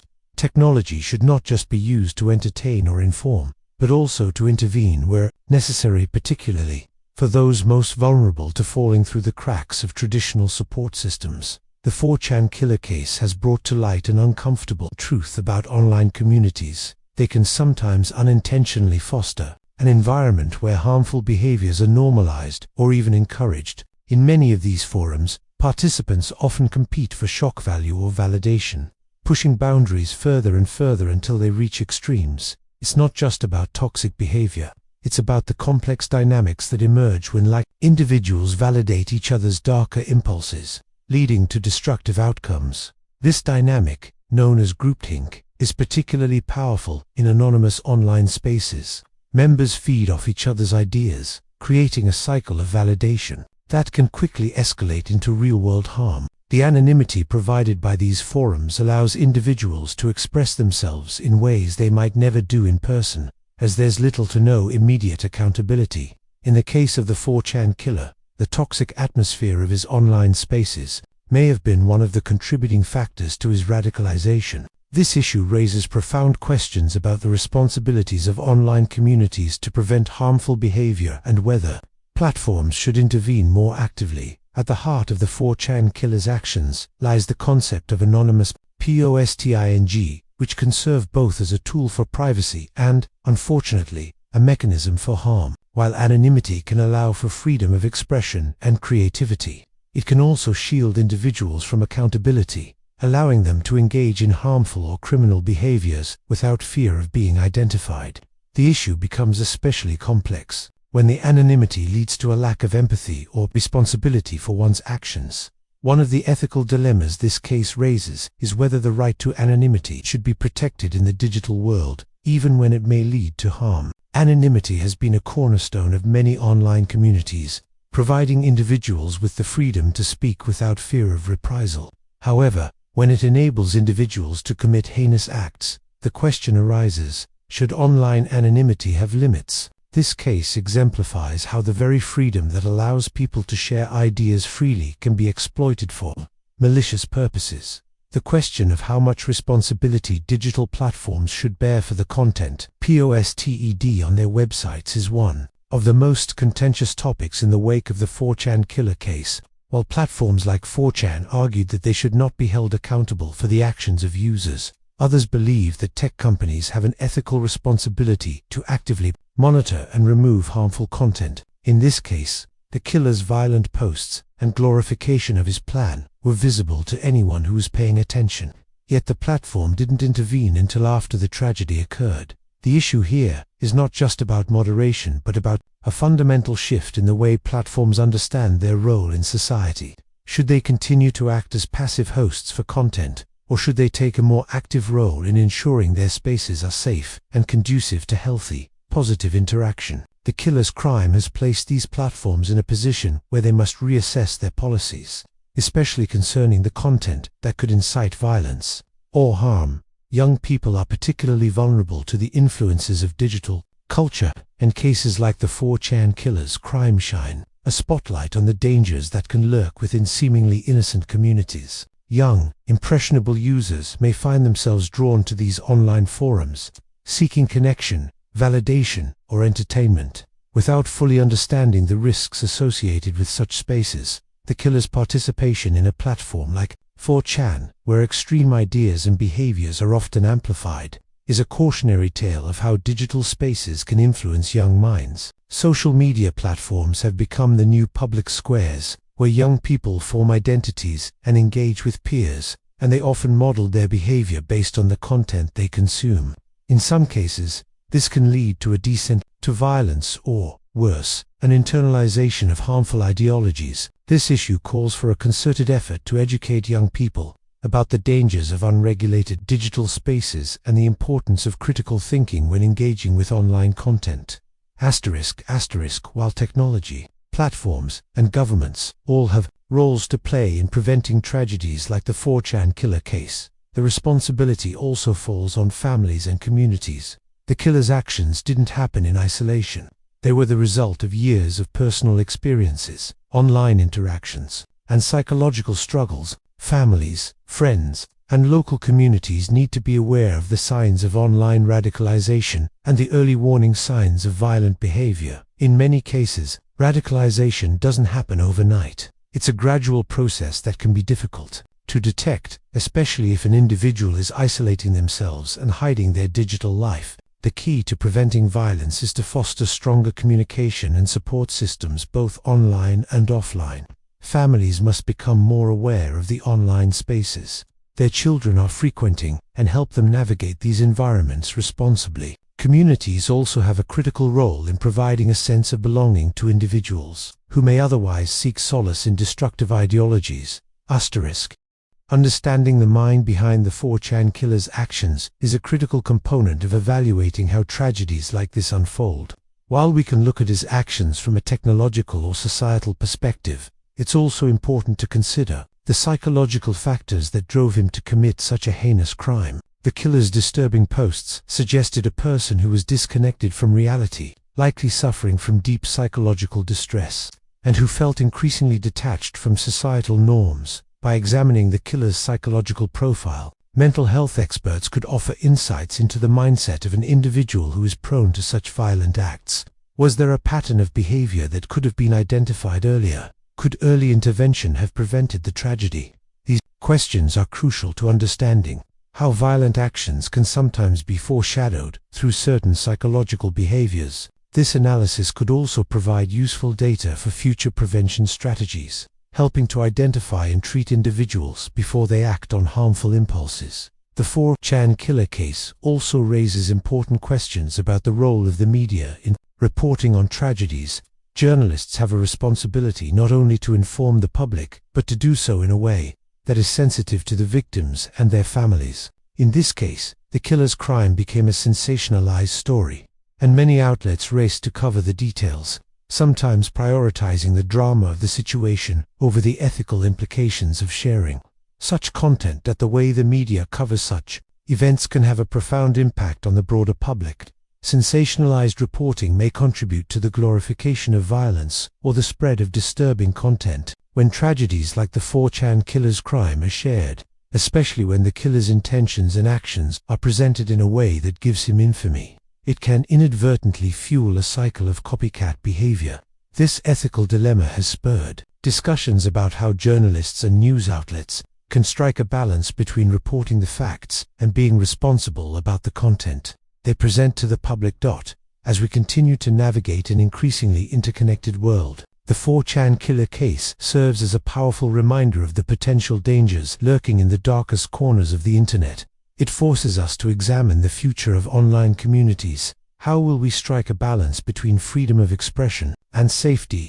How can we prevent digital spaces from becoming breeding grounds for radicalization and violence while still preserving the freedom of speech that the internet was founded on? The future of online communities must be shaped by greater awareness, more robust regulation, and stronger collaboration between platforms, governments, and the public. We are at a crossroads where we must decide what kind of digital world we want to create for the next generation. The 4chan killer's crime is a wake-up call for all of us to rethink the structures that underpin our online experiences and the ways in which they impact our real-world actions. A monstrous legacy. The Milwaukee cannibal, Jeffrey Lionel Dahmer. Born on May 21, 1960 in Milwaukee, Wisconsin, Dahmer's early life seemed unremarkable. However, beneath the surface, dark tendencies were brewing. The name alone sends chills down the spines of those familiar with his heinous acts. His crimes were not just murders, they were acts of unimaginable horror that left an indelible mark on the psyche of America. He is known as the Milwaukee Cannibal and the Milwaukee Monster. These names are not mere hyperbole, they encapsulate the sheer terror and revulsion that his actions inspired. These monikers reflect the horrific nature of his crimes. Dahmer's apartment was a chamber of horrors, filled with gruesome evidence of his macabre activities. Dahmer was one of America's most notorious serial killers.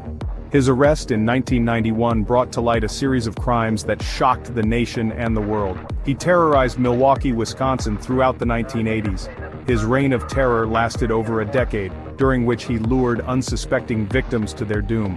Dahmer preyed on young men and boys, subjecting them to unimaginable horrors. His victims, often marginalized and vulnerable, fell into his deadly trap, never to be seen again. This essay delves into the depths of Dahmer's crimes.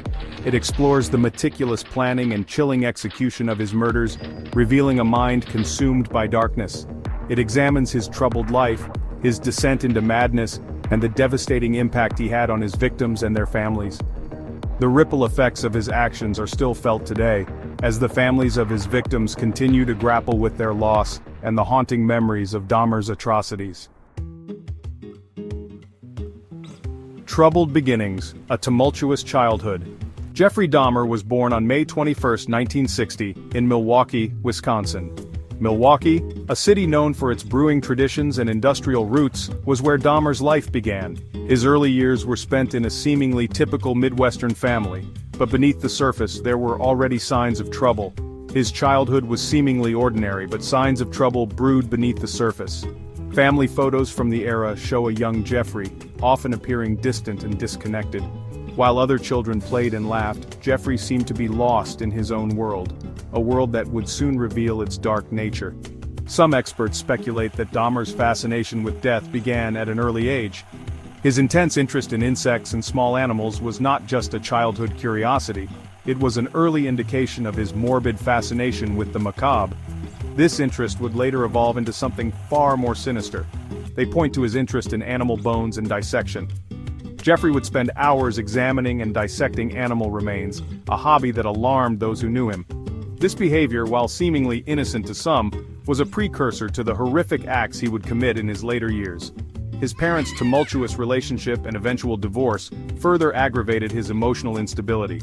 The constant fighting and eventual separation of his parents left a deep emotional scar on young Jeffrey. He often found himself caught in the middle of their disputes, feeling increasingly isolated and abandoned. Dahmer's teenage years were marked by social isolation and academic struggles. He found it difficult to connect with his peers and often felt like an outsider. His grades began to slip, and he withdrew further into himself, finding solace in his dark fantasies. He grappled with his sexuality and harbored dark fantasies. The confusion and shame he felt about his sexual orientation only added to his sense of isolation. He began to fantasize about control and domination, thoughts that would later manifest in his gruesome crimes. These early warning signs foreshadowed the monster he would become. The dark clouds of his childhood and teenage years were a harbinger of the storm that was to come. Jeffrey Dahmer's early life was a complex web of emotional turmoil, isolation, and dark obsessions, setting the stage for the horrors that would later unfold. The first victim, the gruesome fate of Stephen Hicks. In 1978, at the age of 18, Dahmer committed his first murder. His victim was Stephen Hicks, an 18-year-old hitchhiker. Dahmer lured Hicks to his home under false pretenses. He offered him beer and company. Once inside, Dahmer bludgeoned Hicks with a dumbbell. He strangled him to death. This first kill ignited a dark and twisted desire within him. It marked the beginning of his descent into utter depravity. A reign of terror, descent into depravity. Over the next 13 years, Dahmer's gruesome killing spree continued. His actions cast a long dark shadow over the city of Milwaukee, leaving a trail of fear and devastation in their wake. The community was gripped by a sense of dread as the true extent of his crimes began to unfold. He preyed on vulnerable young men, often from marginalized communities. These were individuals who were already struggling with societal neglect and discrimination, making them easy targets for Dahmer's sinister intentions. His victims were often lured with promises of friendship, money, or a place to stay, only to meet a tragic end. Dahmer would lure his victims to his apartment with promises of money, drugs, or sex. His charm and manipulative tactics made it easy for him to gain their trust. Once inside, the true horror would begin, as he would reveal his monstrous nature. Once there, he would drug them, torture them, and ultimately kill them.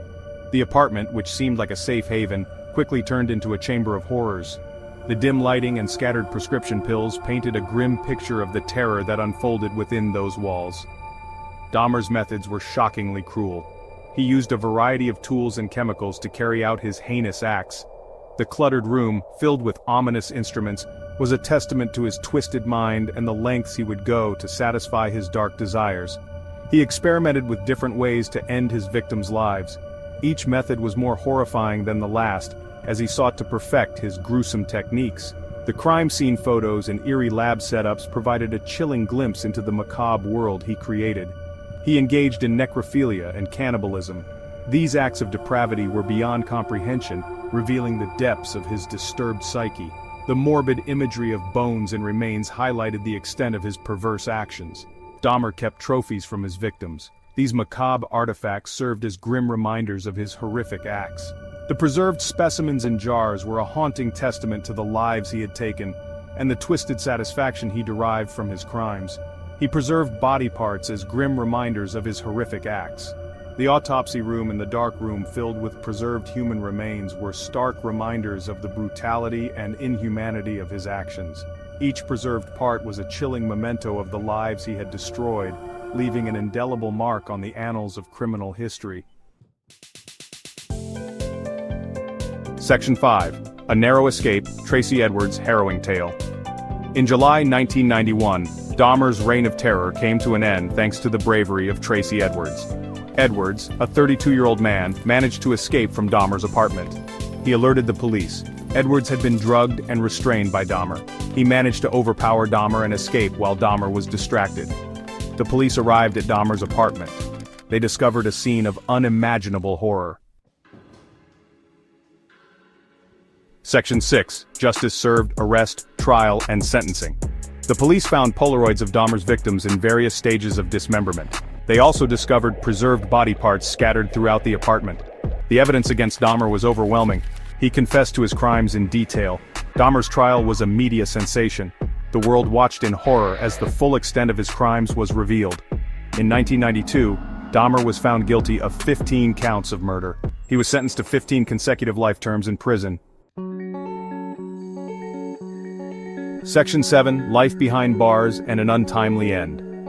Dahmer was incarcerated at the Columbia Correctional Institution in Portage, Wisconsin. He initially showed little remorse for his actions.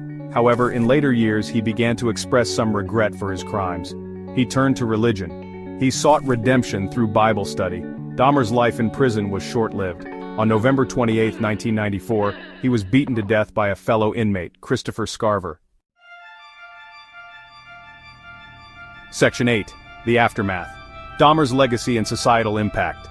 Jeffrey Dahmer's crimes shocked the world. They left an indelible mark on society. His case raised awareness about the dangers of prejudice and discrimination.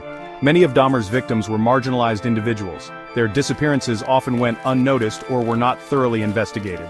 Dahmer's crimes also highlighted the importance of mental health awareness and treatment. Section 9, Conclusion, A Chilling Reminder. Jeffrey Dahmer's story is a chilling reminder of the capacity for evil that exists within humanity. It is a story of a deeply disturbed individual who committed unspeakable acts. Dahmer's crimes continue to fascinate and horrify people to this day. His case serves as a reminder of the importance of vigilance, compassion, and a just society. In the annals of American crime, few figures evoke as much fear and revulsion as Albert Fish. Known as the Boogeyman, Fish's crimes were spectacles of sadistic depravity that left an indelible mark on the psyche of a nation. Born in the late 19th century, Fish's life was a tapestry woven with threads of madness, cruelty, and unimaginable brutality. His story is one of a descent into darkness, transforming a seemingly unassuming man into the embodiment of evil. Fish's reign of terror reached its zenith with the murder of Grace Budd, a crime so shocking that it continues to haunt the public imagination. This essay seeks to explore the life and crimes of Albert Fish, delving into the factors that shaped him into a monster and examining the chilling legacy he left behind.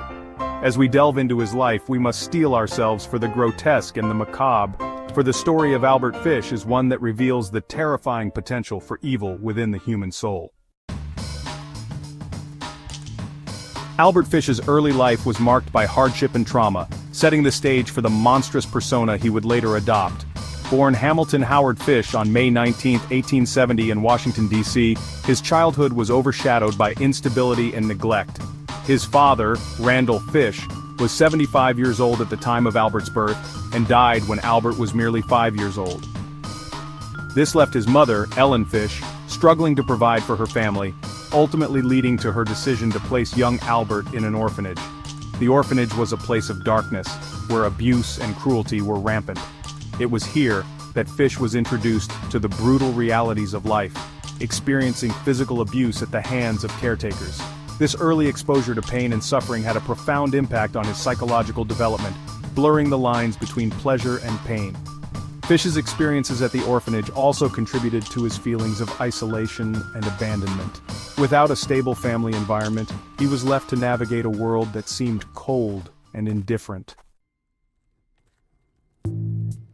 As Albert Fish entered adulthood, his inner demons began to manifest in increasingly disturbing ways. While he outwardly appeared to be a typical working-class man, Fish was leading a double life, fueled by his depraved desires. His fascination with pain and suffering evolved into a full-blown obsession, driving him to commit acts of unspeakable cruelty. The line between fantasy and reality began to blur, as Fish sought out opportunities to indulge his sadistic urges. Fish's first known ventures into the world of crime were petty thefts and acts of vandalism. However, these misdemeanors merely scratched the surface of his twisted psyche. He was known to engage in self-mutilation, driving needles into his own body and deriving pleasure from the intense pain.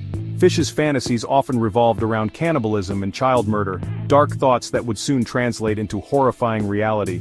Despite his increasingly erratic behavior, Fish managed to evade suspicion for many years. His ability to blend into society allowed him to continue his reign of terror unchecked, preying on the vulnerable and unsuspecting. The murder of Grace Budd stands as the most notorious of Albert Fish's crimes, a chilling testament to his capacity for evil. On a warm afternoon in May of 1928, Fish visited the Budd family in New York City under the guise of a prospective employer for their son, Edward. Introducing himself as Frank Howard, a benevolent farmer seeking help on his farm, Fish quickly gained the family's trust. His polite demeanor and grandfatherly appearance belied the sinister intentions that lurked beneath. Fish's original target was Edward Budd, yet upon meeting the family his attention shifted to their 10-year-old daughter, Grace. With calculated charm, Fish convinced the Budds to allow Grace to accompany him to a fictitious birthday party for his niece. Little did they know they were sending their daughter into the clutches of a predator. Fish took Grace to an abandoned house in Westchester County, where he subjected her to unspeakable acts of violence. After killing Grace, Fish dismembered her body, fulfilling his grotesque desire for cannibalism. The details of this crime, recounted in a letter Fish later sent to Grace's family, are so ghastly that they defy comprehension. The murder of Grace Budd shocked the nation, not only for its brutality, but for the callousness with which Fish recounted his deeds. The disappearance of Grace Budd set off a massive manhunt, with law enforcement agencies determined to bring her abductor to justice. The Budd family, devastated by the loss of their daughter, could offer little information beyond the false identity of Frank Howard. With few leads and a clever criminal adept at covering his tracks, the investigation faced numerous challenges. However, the police were relentless in their pursuit, utilizing every available resource to track down the elusive predator. Detectives combed through every detail of Fish's interactions with the Budd family, hoping to uncover a clue that would lead them to Grace.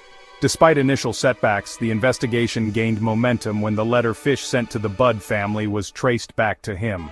The envelope bore a small yet crucial piece of evidence, an emblem from a private chauffeur's company. This discovery allowed investigators to link Fish to a previous employer, narrowing their search. The breakthrough came when a janitor at a rooming house identified Fish from a description provided by the police. On December 13, 1934, Fish was apprehended in his apartment, bringing an end to his reign of terror. The arrest was a moment of relief for law enforcement and the public alike, marking the culmination of a years-long effort to capture a monster.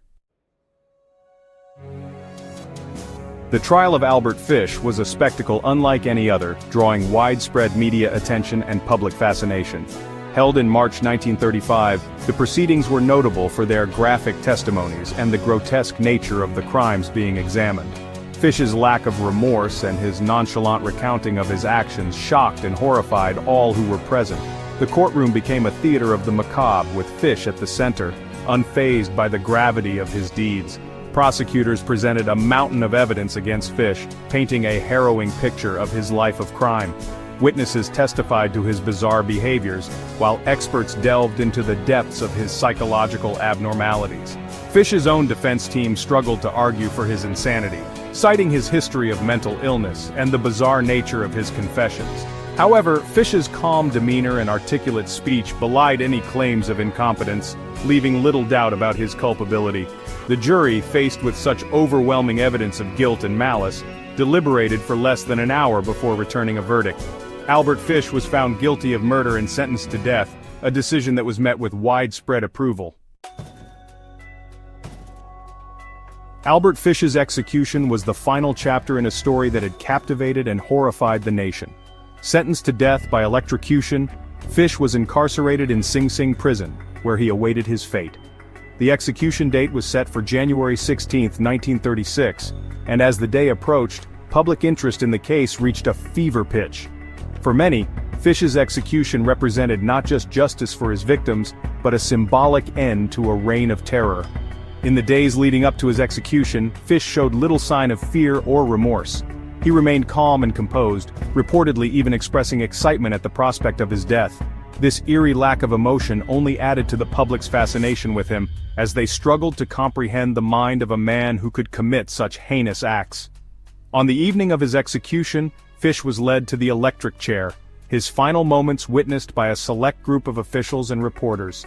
At precisely 11:06 p.m., the switch was flipped, and Albert Fish was pronounced dead. The execution was swift, but the impact of his crimes lingered long after his body was laid to rest. News of Fish's death was met with a mixture of relief and reflection, as people grappled with the legacy of a man who had come to symbolize the very worst of human nature.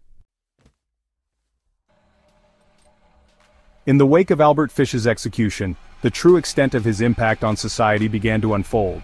His crimes had not only devastated the families of his victims, but also left a lingering sense of fear and unease in the public consciousness. The case had exposed vulnerabilities in the social fabric, highlighting the need for greater awareness and protection of children. Communities were left grappling with the realization that monsters could indeed walk among them, hidden behind the guise of normalcy. The psychological scars left by Fish's actions were profound, affecting not only those directly involved in the case, but the broader public as well. The media coverage of his crimes and trial had been extensive, ensuring that his story reached every corner of the nation. As people struggled to make sense of the horrors they had witnessed, discussions about mental health, criminal behavior, and societal responsibility became more prevalent. Fish's case also had a lasting impact on the criminal justice system, prompting changes in how certain crimes were investigated and prosecuted. The legacy of Albert Fish is one of terror and introspection, forcing society to confront uncomfortable truths about the nature of evil. His crimes have become a part of the cultural lexicon, referenced in literature, film, and discussions about the limits of human depravity. Fish's story serves as a reminder of the potential for darkness within us all, challenging us to understand and address the factors that can lead to such monstrous behavior. Fish's life and actions have been the subject of extensive psychological analysis, as experts seek to unravel the complexities of his mind. His case has contributed to a greater understanding of the interplay between mental illness and criminality, prompting ongoing research into the prevention and treatment of such conditions. The insights gained from studying Fish have led to advancements in profiling and intervention, helping to identify and manage those who may pose a threat to society. While Fish's crimes are a source of fear and revulsion, they also serve as a catalyst for change. His actions have sparked important conversations about the responsibility of society to protect its most vulnerable members and the importance of addressing the root causes of deviant behavior. Throughout history, the world has been riddled with mysteries. Puzzles that have defied logic, challenged investigators, and sparked endless speculation. These are the stories that haunt our imagination, leaving behind questions that may never be answered. From vanished explorers to cryptic messages left by an elusive serial killer, today we dive deep into some of the greatest unsolved mysteries of all time. The vast Pacific Ocean, a seemingly endless expanse of blue stretching to the horizon. It is a place of immense beauty, but also of great danger, where the forces of nature can turn on a dime. It was here in this unforgiving wilderness that Amelia Earhart, a true pioneer of the skies, vanished without a trace. July 2, 1937, Amelia Earhart attempting a daring feat to circumnavigate the globe along the equator, a journey never before completed by a woman. Alongside her navigator, Fred Noonan, she takes off from Lae, New Guinea in her Lockheed Electra 10E aircraft. Their destination, Howland Island, a tiny speck of land in the vast Pacific. The journey is perilous. Fuel is tight and navigation over the featureless ocean is a constant challenge. Earhart maintains radio contact with the Itasca, a U.S. Coast Guard cutter stationed near Howland Island, providing regular updates on her position. Then, the unthinkable. The radio signals become increasingly faint, garbled. Earhart's voice, once strong and determined, takes on a desperate edge. She reports running low on fuel, her position uncertain, and then, silence. The Itasca immediately launches a search and rescue operation, scouring the area where Earhart's last transmission was received. Planes from the U.S. Navy join the effort, combing the vast expanse of the Pacific, but their efforts prove futile. No trace of Earhart, Noonan, or the Electra is ever found. Off the southeastern coast of the United States, shrouded in mystery and legend, lies a region that has captivated the imagination for centuries, the Bermuda Triangle. This expanse of the Atlantic Ocean, often depicted as a vaguely defined triangular area, has become synonymous with unexplained maritime disappearances, strange occurrences, and eerie tales of the sea.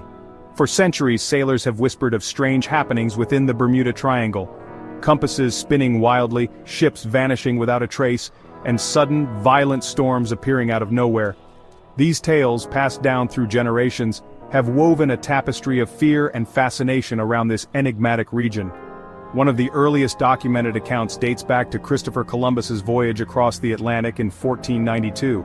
His logbook entries describe unusual compass readings and strange lights observed in the night sky while sailing through the area. While these accounts offer no concrete evidence of the supernatural, they planted the seeds of mystery that would later blossom into full-blown legend. The modern myth of the Bermuda Triangle began to take shape in the 20th century. In 1918, the USS Cyclops, a massive naval cargo ship carrying over 300 men and a full load of manganese ore, vanished without a trace while sailing from Barbados to Norfolk, Virginia. Despite an extensive search, no wreckage was ever found, and the ship's disappearance remains the single largest loss of life in the history of the U.S. Navy, not directly attributed to combat. As more ships and aircraft went missing within the Bermuda Triangle over the years, theories attempting to explain these disappearances proliferated. Some pointed to the region's unique environmental factors. The Gulf Stream, a powerful current that flows through the area, could potentially carry away wreckage, making it difficult to find. Others suggested the presence of rogue waves, massive walls of water that can appear suddenly and sink even large vessels. Then there were the more sensational theories. Some suggested the presence of magnetic anomalies within the Bermuda Triangle, causing compasses to malfunction and leading ships astray. Others proposed the existence of underwater methane eruptions, releasing massive bubbles of gas that could sink ships or even cause planes to lose altitude and crash. Despite the enduring popularity of these theories, scientists and maritime experts remain skeptical. They argue that the number of disappearances within the Bermuda Triangle is not statistically higher than in other heavily trafficked areas of the ocean. In fact, many of the so-called mysterious disappearances can be attributed to human error, piracy, or natural disasters. The Bermuda Triangle, while fascinating, may not be as unique as it seems. The year is 1587. A group of intrepid English settlers arrives on a windswept island off the coast of what is now North Carolina. Led by John White, they are determined to establish a permanent English colony in the New World. They call their settlement Roanoke. Little do they know, they are stepping into a mystery that will endure for centuries. Life on Roanoke is harsh. The settlers face unfamiliar terrain, unpredictable weather, and the constant threat of conflict with the native Algonquin tribes. John White, tasked with governing the fledgling colony, soon realizes that they are ill-prepared for the challenges ahead. Supplies dwindle, tensions rise, and the dream of a thriving settlement begins to falter. Faced with dwindling resources and mounting anxieties, White makes a fateful decision. He will return to England, seeking supplies and reinforcements to ensure the colony's survival. Leaving behind his daughter, Eleanor Dare, her newborn child Virginia, the first English child born in the New World, and the remaining colonists, White sets sail for England, promising to return as swiftly as possible. But fate, it seems, has other plans. White's return to Roanoke is delayed not by weeks or months but by years. England is embroiled in a war with Spain, and every available ship is conscripted into the war effort. White, desperate to return to Roanoke, finds himself stranded in England, his thoughts consumed by the fate of the colonists he left behind. After 3 agonizing years, White finally secures passage back to Roanoke. As his ship approaches the familiar coastline, he is filled with a sense of both anticipation and dread. What awaits him on the island? Will he find the colony thriving, or will he be met with silence? As White sets foot on Roanoke Island, an eerie stillness hangs in the air. The once bustling settlement is now a ghost town, devoid of any signs of life. The only clue left behind is a single word carved into a tree: Croatoan. This cryptic message deepens the mystery, leaving historians and archaeologists puzzled to this day. The late 1960s. San Francisco vibrates with the counterculture movement, a generation yearning for peace and challenging societal norms. The city is alive with music, protests, and a sense of freedom that permeates the air. But beneath the surface of this cultural revolution, a darkness festers. A sinister presence lurks in the shadows, waiting to strike. A shadow stalks the idyllic landscape of Northern California, leaving a trail of fear and mystery in its wake. The foggy nights and eerie streets become the backdrop for a series of chilling events.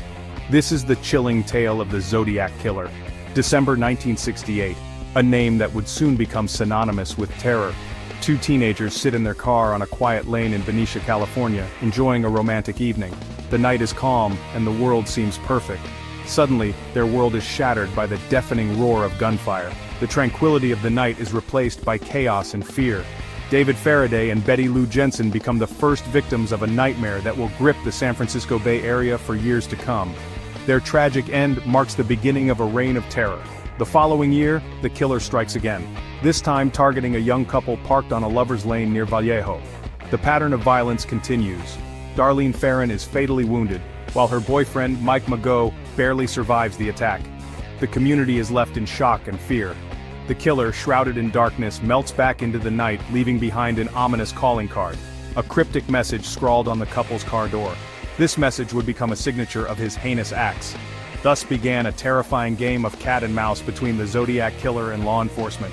The police are left scrambling for clues, desperate to catch the elusive murderer.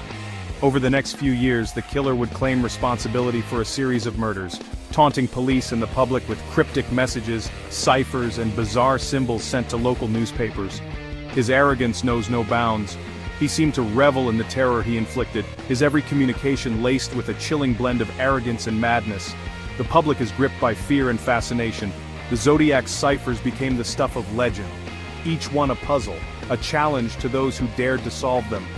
Complex patterns of symbols and letters, seemingly indecipherable, yet holding the promise of revealing the killer's identity.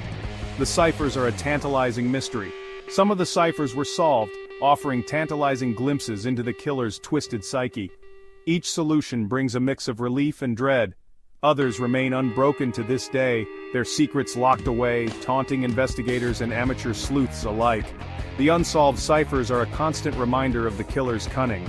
Despite the efforts of seasoned detectives, forensic experts, and even amateur codebreakers, the Zodiac killer's identity remains one of the most baffling unsolved mysteries in criminal history. The enigma of the Zodiac continues to haunt us. Unsolved mysteries continue to captivate our imagination, leaving us with more questions than answers. Perhaps one day the truth will be uncovered. But until then, the intrigue of the unknown keeps these stories alive. Moonlight and mayhem, the terror begins. Texarkana. A small town, known for its quiet streets and close-knit community. Straddling the border of Texas and Arkansas, it was a place where everyone knew each other. February 22, 1946. A night that began like any other, with the town settling into its usual evening routine. But the darkness held a secret, a sinister presence lurking in the shadows, a terror that would change Texarkana forever, leaving an indelible mark on its history. Young lovers, Jimmy Hollis and Mary Jean Larry, parked on a secluded road, seeking a moment of privacy. The moonlight, their only companion, cast an eerie glow on the deserted road. Suddenly a figure emerged from the darkness, shattering their sense of security.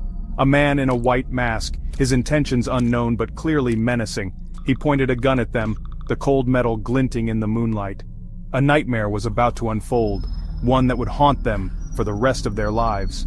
The masked man forced them to the ground, his voice cold and commanding. He tied Jimmy's hands with his own belt, rendering him helpless. Then, he turned his attention to Mary Jean. He brutally pistol-whipped her, each blow more vicious than the last.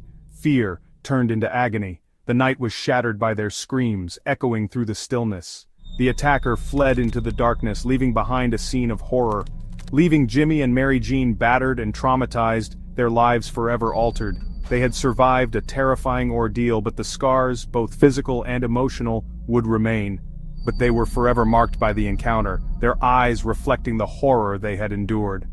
The news spread like wildfire, the story of the masked attacker gripping the town. Texarkana realized a monster was among them, and the sense of safety they once knew was shattered. A city gripped by fear, shadows in the night, days turned into weeks. The attack on Lover's Lane haunted Texarkana. People were afraid. The unknown assailant was still out there, lurking in the shadows, waiting to strike again. The police were baffled. They had few leads, no witnesses. The attacker seemed to vanish into thin air. The pressure mounted.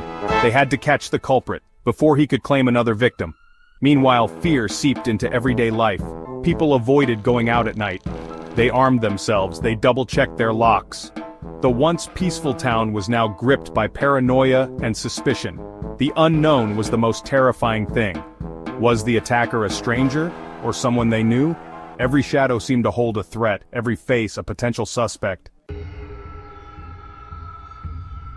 Whispers in the dark, the legend of the phantom.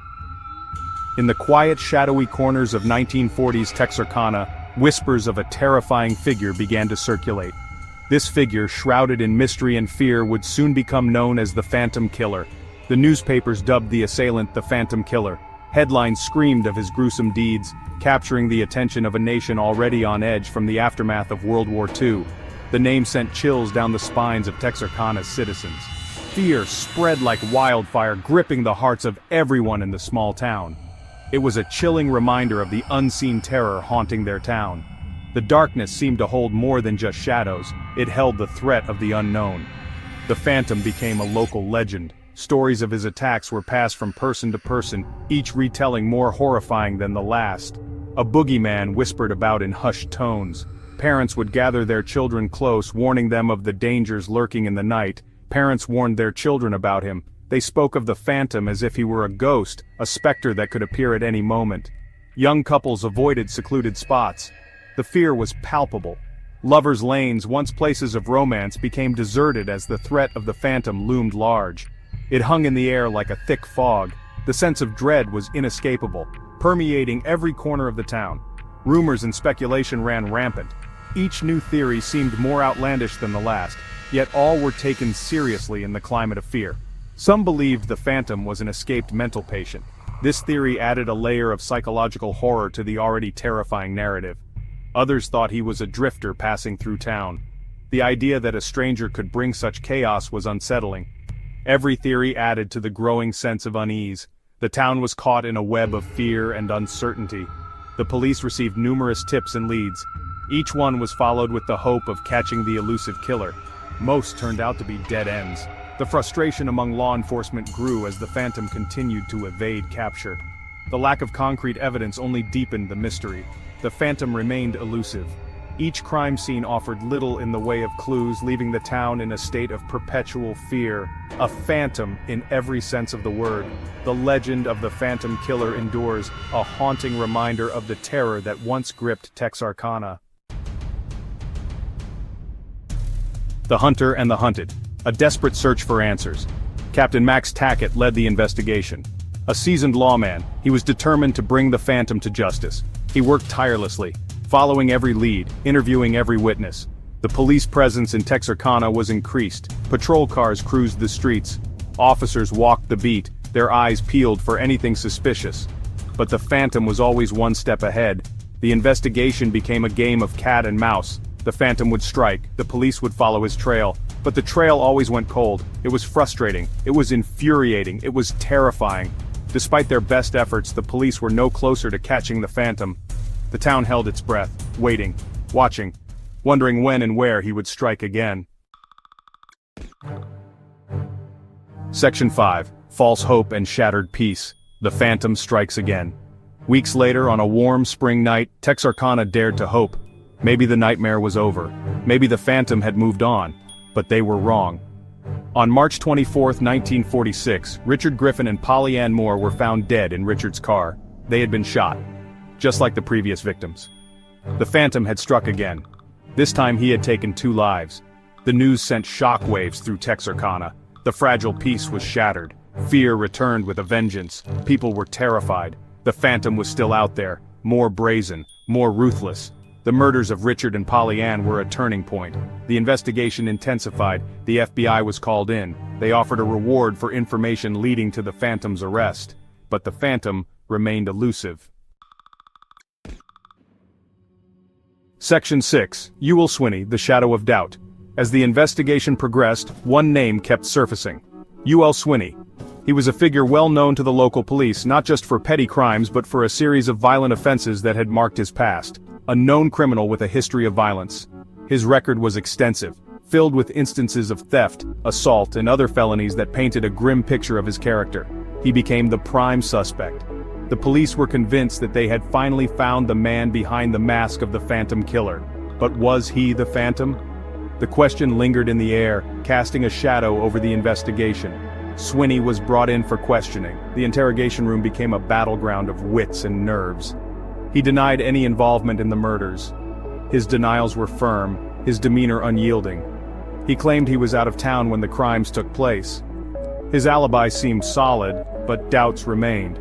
But the police were suspicious. They felt there were too many coincidences, too many unanswered questions. The evidence against Swinney was circumstantial. There were no fingerprints, no direct witnesses placing him at the scene, but it was enough to raise doubts.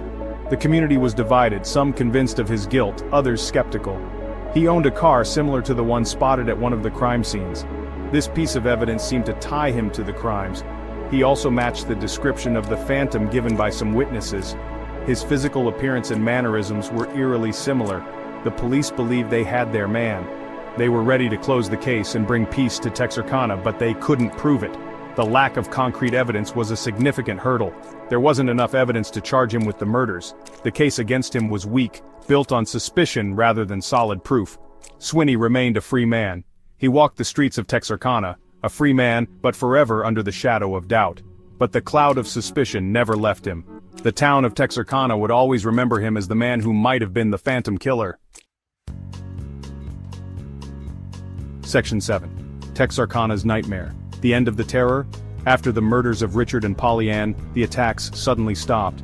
The phantom vanished as quickly as he had appeared.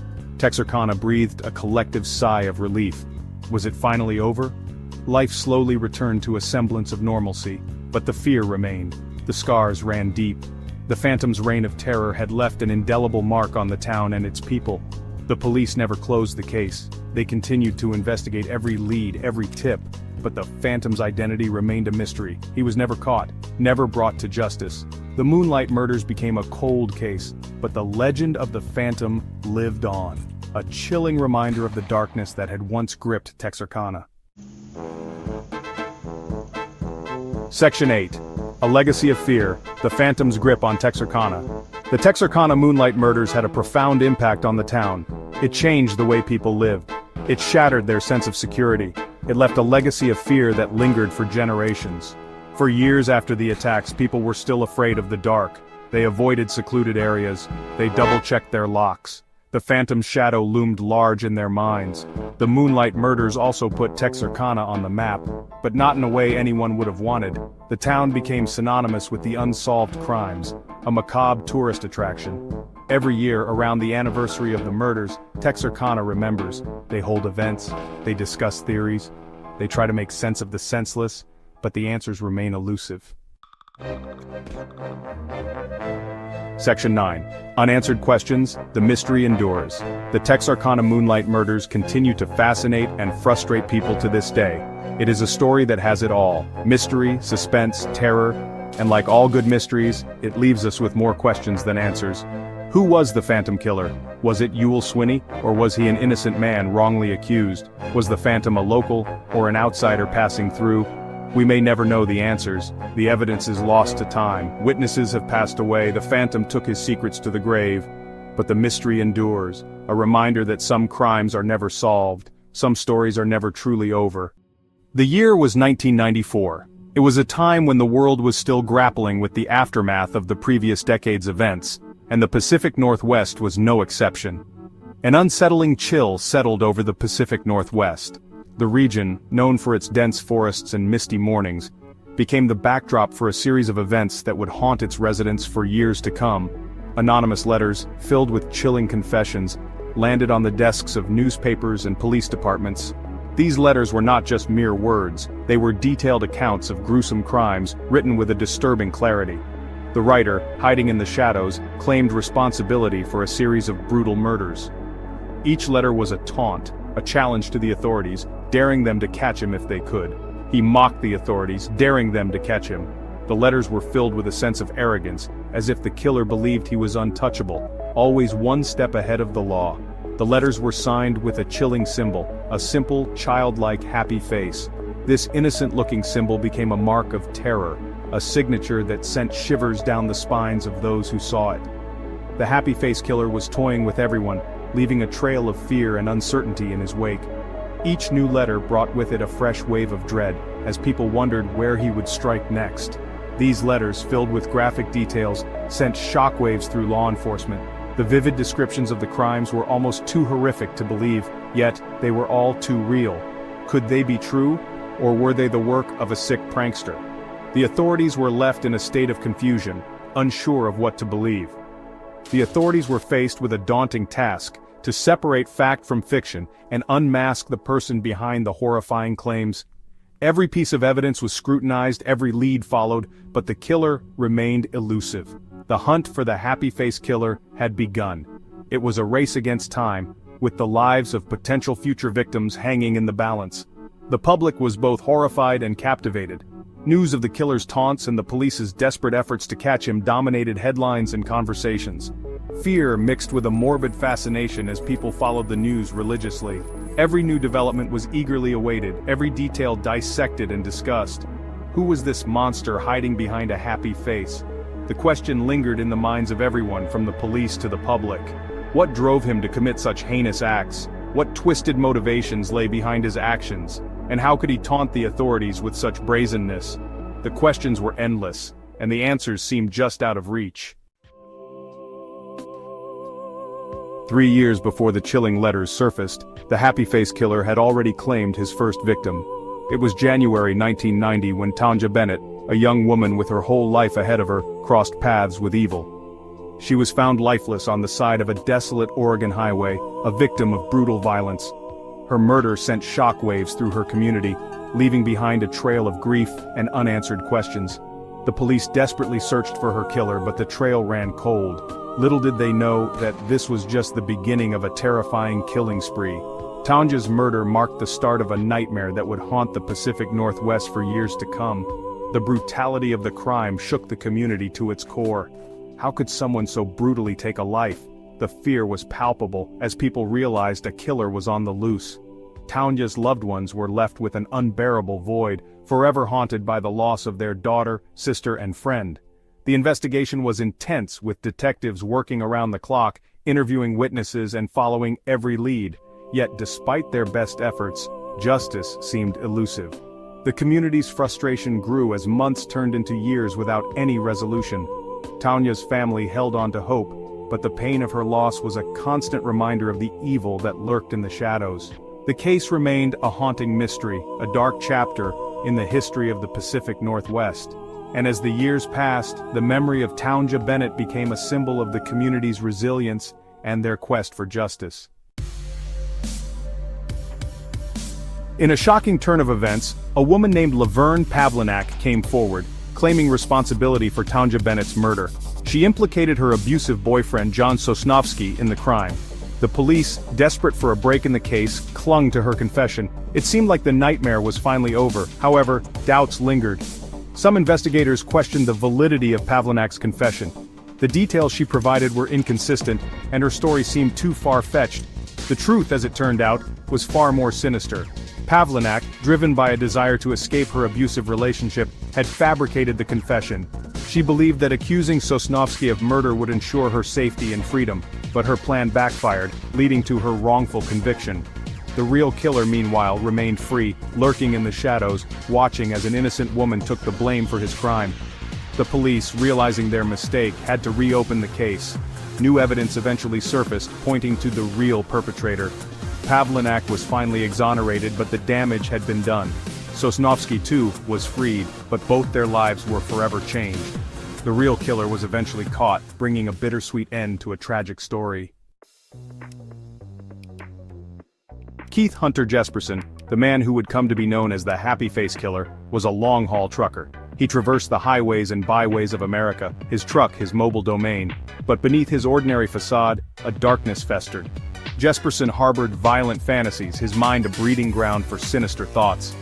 The open road, a symbol of freedom and adventure for most, became his hunting ground. He preyed on vulnerable women, often sex workers or transients, who he believed wouldn't be missed.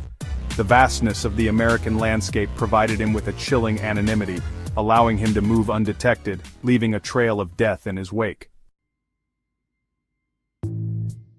Section 5. The Happy Face Mockery, a Killer's Signature. Jesperson craved recognition, a perverse desire to have his crimes acknowledged and feared. He began sending letters to the media and police, confessing to his murders in gruesome detail. These letters, filled with chilling confessions and boasting, were his twisted way of claiming responsibility, of inserting himself into the narrative. To set himself apart, he signed each letter with a simple yet unsettling symbol, a happy face. This symbol, a stark contrast to the horrific nature of his crimes, became his calling card. The happy face, a symbol of joy and innocence, took on a sinister new meaning. It became synonymous with terror, a chilling reminder of the killer who mocked the authorities from the shadows. The media latched onto this chilling detail, dubbing him the Happy Face Killer.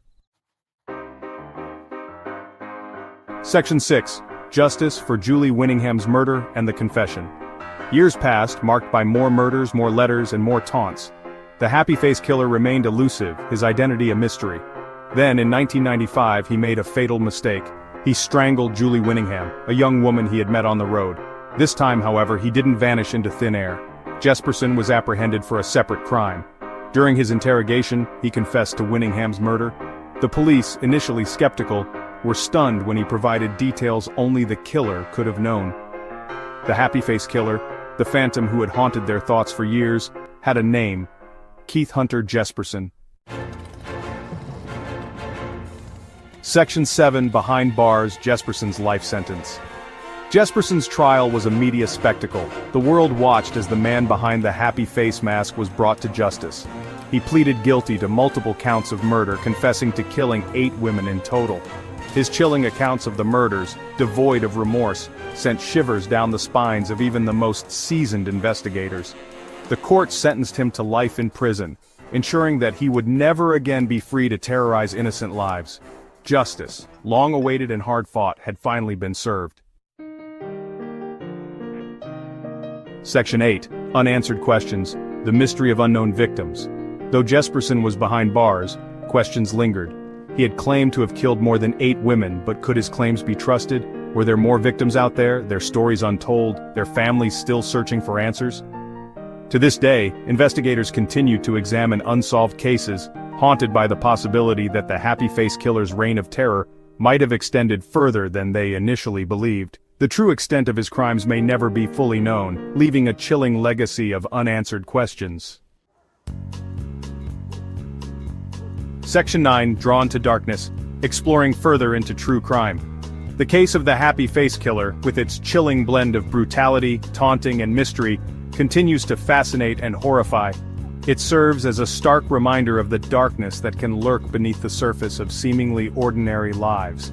The human psyche, capable of both great love and unimaginable cruelty, remains an enigma. If you're drawn to the dark side of human nature, I invite you to delve deeper into the world of true crime, explore the stories of other notorious killers, unravel their motives, and confront the unsettling truths they reveal about ourselves and the world we live in. Remember, the pursuit of justice, the search for answers, and the need to understand the darkness are all part of the human experience. On a routine flight in 1971, a calm man with a bomb hijacked a plane, then vanished without a trace. This is the story of D.B. Cooper, the skyjacker who got away. The calm before the storm, the setting of the hijacking on. November 24th, 1971. A day that began like any other for the passengers aboard Northwest Orient Airlines Flight 305. There was no way to predict that they would become part of one of the most captivating and enigmatic criminal stories in U.S. history. The flight, traveling from Portland, Oregon to Seattle, Washington, was a typical domestic route, relatively short with no cause for concern. There were 36 passengers aboard and a crew of 6, including the captain, first officer, and flight attendants. If you love unsolved mysteries and thrilling crime stories, make sure to like this video, subscribe for more, and drop a comment. What do you think happened to D.B. Cooper? Among these passengers was an individual who would soon capture the nation's attention, known by the pseudonym D.B. Cooper. At the time, he was just another middle-aged man, dressed in a sharp suit, with neatly combed hair and an aura of quiet normalcy. But behind that calm demeanor was a carefully orchestrated plan. One that would shock everyone aboard the plane, as well as law enforcement and investigators across the country. The beginning of the hijacking was both subtle and dramatic. Cooper, who was seated in a rear window seat, first caught the attention of flight attendant Florence Schaffner when he passed her a note. Initially, Schaffner thought it might be a love letter, something innocent or even flirtatious. However, when she opened the note, it was clear that Cooper had far more sinister intentions. The note was brief, but its message was clear. He had a bomb in his possession and was demanding money, parachutes, and an escape route. I have a bomb in my briefcase. I am hijacking this plane. I want 200,000, 4 parachutes, and a fuel truck standing by in Seattle to take me to Mexico City. Do not alert the authorities, or I will detonate the bomb. For Schaffner, this was a chilling moment. She did not alert the other passengers right away, but she discreetly passed the note to the cockpit crew. Within moments, the atmosphere in the plane began to shift. There was no immediate panic, but the gravity of the situation was starting to settle in. The calm nature of Cooper himself, however, seemed almost paradoxical. He was not aggressive or frantic. He was calm, collected, and precise in his instructions. The plan begins to unfold. The cockpit crew, upon receiving the alarming message, quickly contacted air traffic control. There was a sense of urgency, though no immediate panic, as the situation was contained so far to the plane's crew and flight attendants. Cooper, now fully in control of the situation, began to issue specific demands. He wanted $200,000 in unmarked $20 bills, 4 parachutes, and a fuel truck waiting on the ground in Seattle to refuel the plane for its journey to Mexico City. Cooper's knowledge of aviation and the way he spoke to the crew suggested that he was not an ordinary criminal. He appeared to know how to operate the plane, how air traffic control worked, and even how to communicate his demands without panicking. It was clear that he had thought this through. In the meantime, the airline worked quickly with authorities. The plane was instructed to remain in a holding pattern while officials scrambled to comply with Cooper's demands. The FBI was alerted, and negotiations began. The crew and passengers, unaware of the specific situation, were in a state of suspense. The passengers continued to believe they were on a routine flight, even as tension began to mount in the cockpit. The exchange, the ransom and the parachutes as the plane circled over Seattle. Waiting for further instructions, the FBI arranged to meet Cooper's demands. The money was secured, $200,000 in cash, and the parachutes were provided. Although the authorities were prepared to comply with his demand for 4 parachutes, there was an element of mistrust. Why would a hijacker need 4 parachutes? Would he be attempting to escape with accomplices? The authorities were careful, but they realized that Cooper's escape plan was beginning to take shape, and they had no choice but to cooperate. Beasties. The time the ransom was delivered to the plane, the situation had evolved. The 36 passengers were allowed to disembark in Seattle, leaving only the flight crew on board with Cooper. The exchange went without incident, and Cooper's demeanor remained calm throughout. In fact, he even engaged in small talk with the flight attendants, asking about their lives and offering friendly conversation. It was bizarre. The hijacker seemed unfazed, almost too polite for someone who had just taken control of a plane. Once the ransom was in his possession and the passengers were off the plane, Cooper made it clear that he wanted the plane to be flown to Mexico City, though he specified that it must remain at a low altitude, with the rear stairwell left open, a very unusual and risky request. The crew followed his instructions, as they had no other choice but to comply. The escape and disappearance. The final moments, the plane's path to the unknown.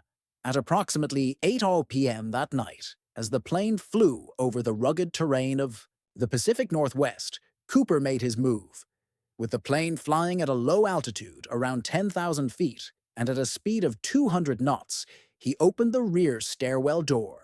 The crew didn't immediately realize what had happened. They had been focused on maintaining the plane's speed and altitude, as Cooper had demanded, when suddenly the aft stairwell door opened. There were no immediate sounds of chaos or alarm, which further added to the mystery. In fact, The flight attendants did not even know Cooper had jumped until later.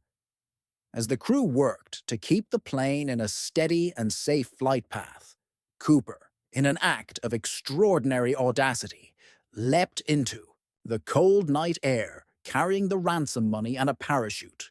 The plane continued to fly on autopilot for a short time, unaware that the hijacker was gone. The immediate response: a search begins. The crew quickly realized something was amiss.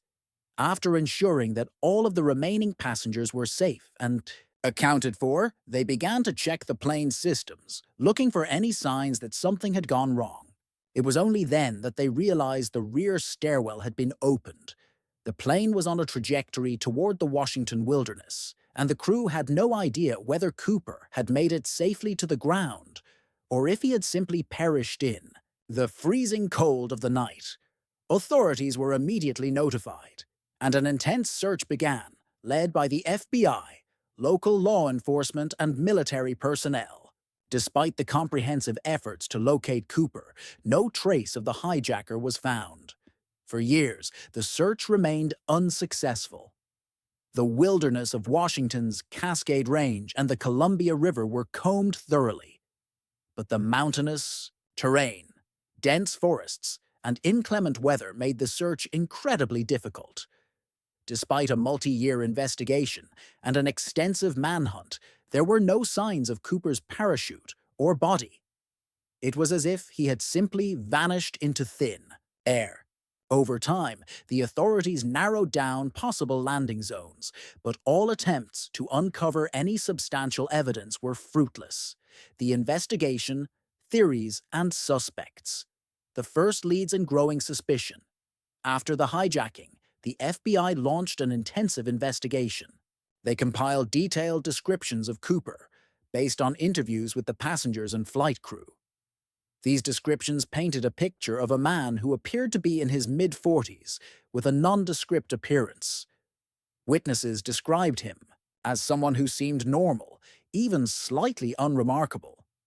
This made it difficult to pinpoint a suspect based on physical appearance alone.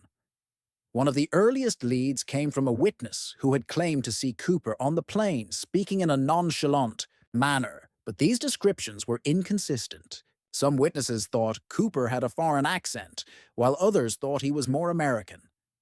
There was no conclusive evidence linking Cooper to any known criminals or individuals in law enforcement databases.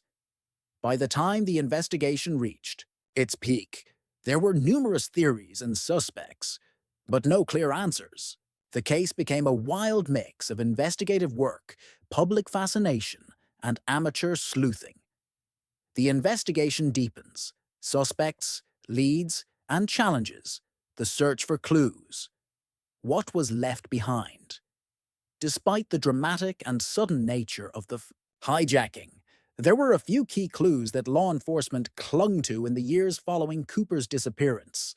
These pieces of evidence were critical in shaping the direction of the investigation, but they also revealed the complexities and challenges that the FBI would face in solving the case. The most significant of these pieces of evidence were a few: fingerprints that were found on the plane, which were suspected to belong to Cooper. However, these prints were not definitive. There was not enough clarity to match them to a known individual in the databases at the time. Further complicating matters, the prints didn't match any suspect who had a criminal background or previous history of hijacking. While the fingerprints were a lead, they ultimately didn't offer any breakthrough, leaving authorities in a frustrating situation. In addition to the fingerprints, one of the most intriguing discoveries came in 1980. A young boy, while playing near the Columbia River, found a decaying bundle of cash. Upon closer inspection, it was discovered that the serial numbers on the bills matched those that had been given to Cooper as ransom. This discovery gave investigators new hope, but it also raised more questions than answers. How had the money ended up by the river? Had Cooper survived the jump, or had he met an unfortunate fate in the rugged terrain? The discovery of the cash sparked new waves of speculation, but once again, the trail went cold. No other physical evidence, such as a parachute or Cooper's body, was ever recovered in the area, despite extensive searches. Theories and speculation. Theories on Cooper's identity. With few solid clues and no conclusive leads, the D.B. Cooper case was left to speculation and a variety of theories. Over the years, these theories have ranged from the mundane to the outlandish, as amateur sleuths, journalists, and even retired FBI agents have attempted to solve the mystery. Some of the most prominent theories include the military paratrooper theory. One of the most common theories suggests that Cooper had a military background, specifically in paratrooper or skydiving operations. This theory is based on several key aspects of the hijacking. First, Cooper knew about the specific type of parachutes he requested. He asked for military-grade chutes, not standard civilian ones. Additionally, his knowledge of the rear stairwell's nose, operation, and the plane's flight path also suggested a high level of aviation and parachuting expertise. Many people who have studied the case have pointed out that only someone with a military background would be capable of executing such an escape with the precision Cooper displayed. This theory led investigators to focus on military personnel who may have been stationed at nearby bases or who had experience with high-altitude parachuting. Some theories even suggested Cooper might have been a disgruntled military member who used his knowledge of the system to commit the hijacking and escape. The career criminal theory. Another theory is that Cooper was a career criminal who had evaded the authorities for years before attempting the daring hijacking. This theory is based on the fact that Cooper was calm and collected throughout the hijacking, demonstrating knowledge of both the criminal world and the aviation system. Some investigators hypothesize that Cooper may have had experience with other crimes such as bank robberies or heists and used his understanding of law enforcement tactics to outsmart the authorities. This theory also highlights Cooper's meticulous planning and his willingness to take a huge risk. It was thought that such an individual would not only have the audacity to hijack an airplane, but would also know how to disappear afterward, potentially using fake identities or hiding in plain sight for years. The plane engineer or aviation's worker theory. A third theory that gained traction was that Cooper might have been someone with a background in aviation, possibly even a former airline employee. Some pointed out that only someone familiar with how planes worked and how to execute a parachute jump from a Boeing 727 would be able to pull off the heist with such precision. This theory suggested that Cooper might have been a former airline mechanic, flight engineer, or someone who worked in aircraft maintenance. People who would know the inner workings of an airplane and its systems. In support of this theory, investigators noted that Cooper seemed comfortable in the cockpit and knew exactly what he was asking for when it came to the parachutes and flight path. His calm and confident demeanor during the hijacking would also fit the profile of someone who was intimately familiar with aviation. The outsider or lone wolf theory. Some investigators and sleuths have posited that Cooper was simply a lone wolf, a person with no formal ties to criminal organizations or the military. This theory suggests that Cooper was an individual who had planned the hijacking meticulously on his own, without the help of accomplices. According to this theory, Cooper's jump was well executed, not due to military or criminal experience, but because he had studied skydiving or had previous experience on his own. This theory paints Cooper as someone deeply familiar with the mechanics of the hijacking and his escape without relying on any formal training or a criminal background. It speculates that Cooper might have been someone who had prepared for the heist over an extended period, perhaps using library books, skydiving training, or other means to gain the knowledge he needed to pull off the crime. The accidental survivor theory. An even more extreme theory suggests that Cooper might have survived the jump purely by accident. This theory speculates that Cooper was not as skilled in skydiving as originally thought, and may have jumped out of the plane, only to be blown off course by strong winds. Some argue that Cooper might have become disoriented during the jump, resulting in a crash landing that would have left him injured, possibly leading to his death in the wilderness or his disappearance without a trace. While this theory remains on the fringe, it has been examined as a possibility, especially in light of the lack of any physical evidence such as a body or parachute. The end of the FBI investigation. Closing the case, the FBI closes the case. After decades of investigation, the FBI finally closed the case in 2016, formally, ending the pursuit of D.B. Cooper. Despite the extensive resources dedicated to solving the crime, Cooper's identity remained elusive. The FBI had investigated hundreds of suspects over the years, but none were conclusively linked to the hijacking. Ultimately, the Bureau decided that without new evidence, it would no longer actively pursue the case. However, despite the case being closed, interest in the mystery of D.B. Cooper did not die down. In fact, the conclusion of the investigation seemed to fuel public fascination even more. The legend of D.B. Cooper, the mysterious hijacker who had pulled off a daring escape and evaded justice for decades, only grew stronger. The ongoing popularity and cultural impact, the D.B. Cooper hijacking has remained one of the most enduring and captivating mysteries in U.S. criminal history. Over the years, the case has sparked books, documentaries, podcasts, and even a feature film. The story has become a symbol of the audacity and skill of the hijacker, as well as the complexities of criminal investigations. Cooper's ability to disappear without a trace has made him a legend in the realm of unsolved crimes. Amateur sleuths and crime enthusiasts continue to speculate on who D.B. Cooper really was. Every so often, new theories surface, often fueled by the release of new information or the discovery of old evidence.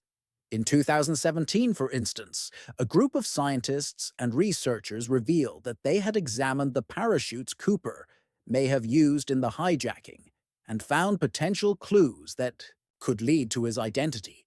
However, these findings have yet to result in any conclusive answers. Despite the uncertainty, one thing is clear. The legend of D.B. Cooper will not fade away. Whether Cooper survived and lived a secret life, or whether he perished in the wilderness, his story continues to captivate the imaginations of millions. The mystery of D.B. Cooper is likely to remain unsolved, and it will likely continue to intrigue generations to come. Legacy and conclusion. D.B. Cooper's hijacking remains one of the most remarkable cases in criminal history, not because it was the largest heist, nor because it was the most dangerous, but because of the sheer mystery surrounding it.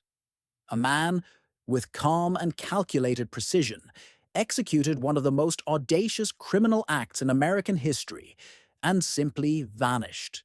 Decades of investigation, thousands of pages of evidence, and countless theories have failed to uncover his identity. The case itself speaks to the complexity of human nature, the desire to outwit the system, to escape, and to leave behind nothing but a trail of questions.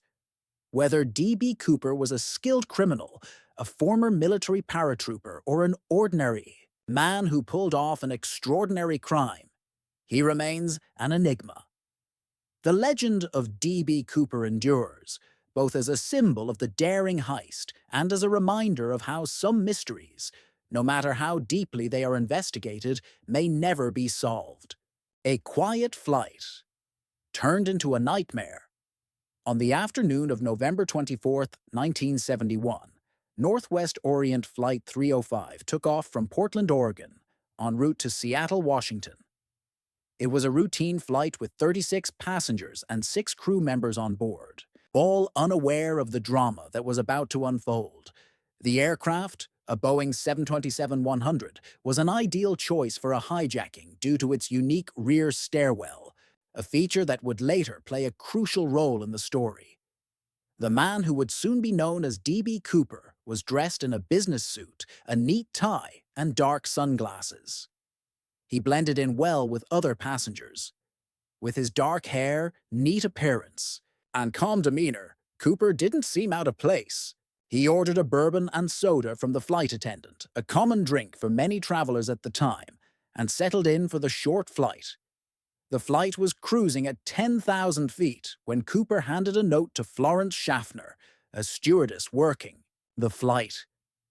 At first, she thought it was just a casual request, but when she opened the note, it was a startling demand. The note read, "I have a bomb. I want $200,000 in cash, 4 parachutes, and a fuel truck standing by in Seattle to take me away." Schaffner took the note to the cockpit immediately, and upon showing it to the captain, William Scott, the decision was made to comply with Cooper's demands in hopes of saving lives. The plane was diverted to Seattle-Tacoma International Airport, where authorities began to prepare for the unusual hostage situation. Police and FBI agents set up a perimeter, and the flight crew was informed that Cooper had requested a rendezvous on the tarmac. The demands, specific and calculated Cooper's. Demands were unusual, but also indicative of someone who was confident and knew exactly what they wanted. He requested $200,000 in unmarked bills, with the serial numbers to be recorded in advance. This amount, equivalent to about $1.3 million in today's money, was not an unreasonable sum for a hijacking ransom, though it was high enough to suggest someone who had knowledge of the criminal world. He also asked for 4 parachutes, 2 main chutes, and 2 reserves. Why did he want 4 parachutes? Some theorists suggest he wanted to ensure he would have a functioning chute, regardless of whether he was alone or with an accomplice. Another possibility is that he was simply being cautious, covering all his bases in case something went wrong during the jump. The request for a fuel truck standing by was also puzzling. The plane had enough fuel to reach Seattle, but Cooper likely knew that once he jumped, the plane would have to return to the airport immediately. So having refueling equipment on hand was a strategic move. Once the plane landed in Seattle, Cooper released 10 of the 36 passengers, leaving behind a skeleton crew of flight attendants and 2 pilots. Cooper allowed the passengers to leave unharmed, showing a strange sense of control and calm in the midst of the hijacking. The plane takes off. Again, Cooper's calmness, once. The ransom was delivered and the parachutes were provided, Cooper told the remaining flight crew what they needed to do. He insisted that the plane take off again, this time bound for Mexico City, flying at a low altitude. The crew complied with his instructions, knowing that their survival depended on doing so. The Boeing 727 took off again, with Cooper now in full control. The pilots were instructed to keep the plane flying at about 10,000 feet and to maintain a slower than usual speed, likely to allow Cooper to jump off. Cooper kept to himself, and only when the plane was over a remote stretch of land did he act. After a few hours of flying, he signaled to the crew that he was ready to make his escape. He opened the rear stairway door, an unorthodox move for a hijacker. The 727's rear stairs were not commonly used in such incidents and would have been a very difficult exit point for anyone who wasn't familiar with the aircraft's design. But Cooper seemed to know exactly what he was doing. As the plane was cruising over the dense, forested terrain of the Pacific Northwest, Cooper made his move. The crew reported a sudden drop in pressure in the cabin. Moments later, they realized that Cooper had parachuted out of the aircraft into the night. The hijacking was over. The FBI investigation, early challenges, the immediate response. Once the plane landed in Reno, Nevada, the FBI was immediately on the scene, preparing to investigate what had just happened. Authorities began to carefully piece together the details of Cooper's escape. The challenge was that, aside from the ransom money, there were no physical traces of Cooper.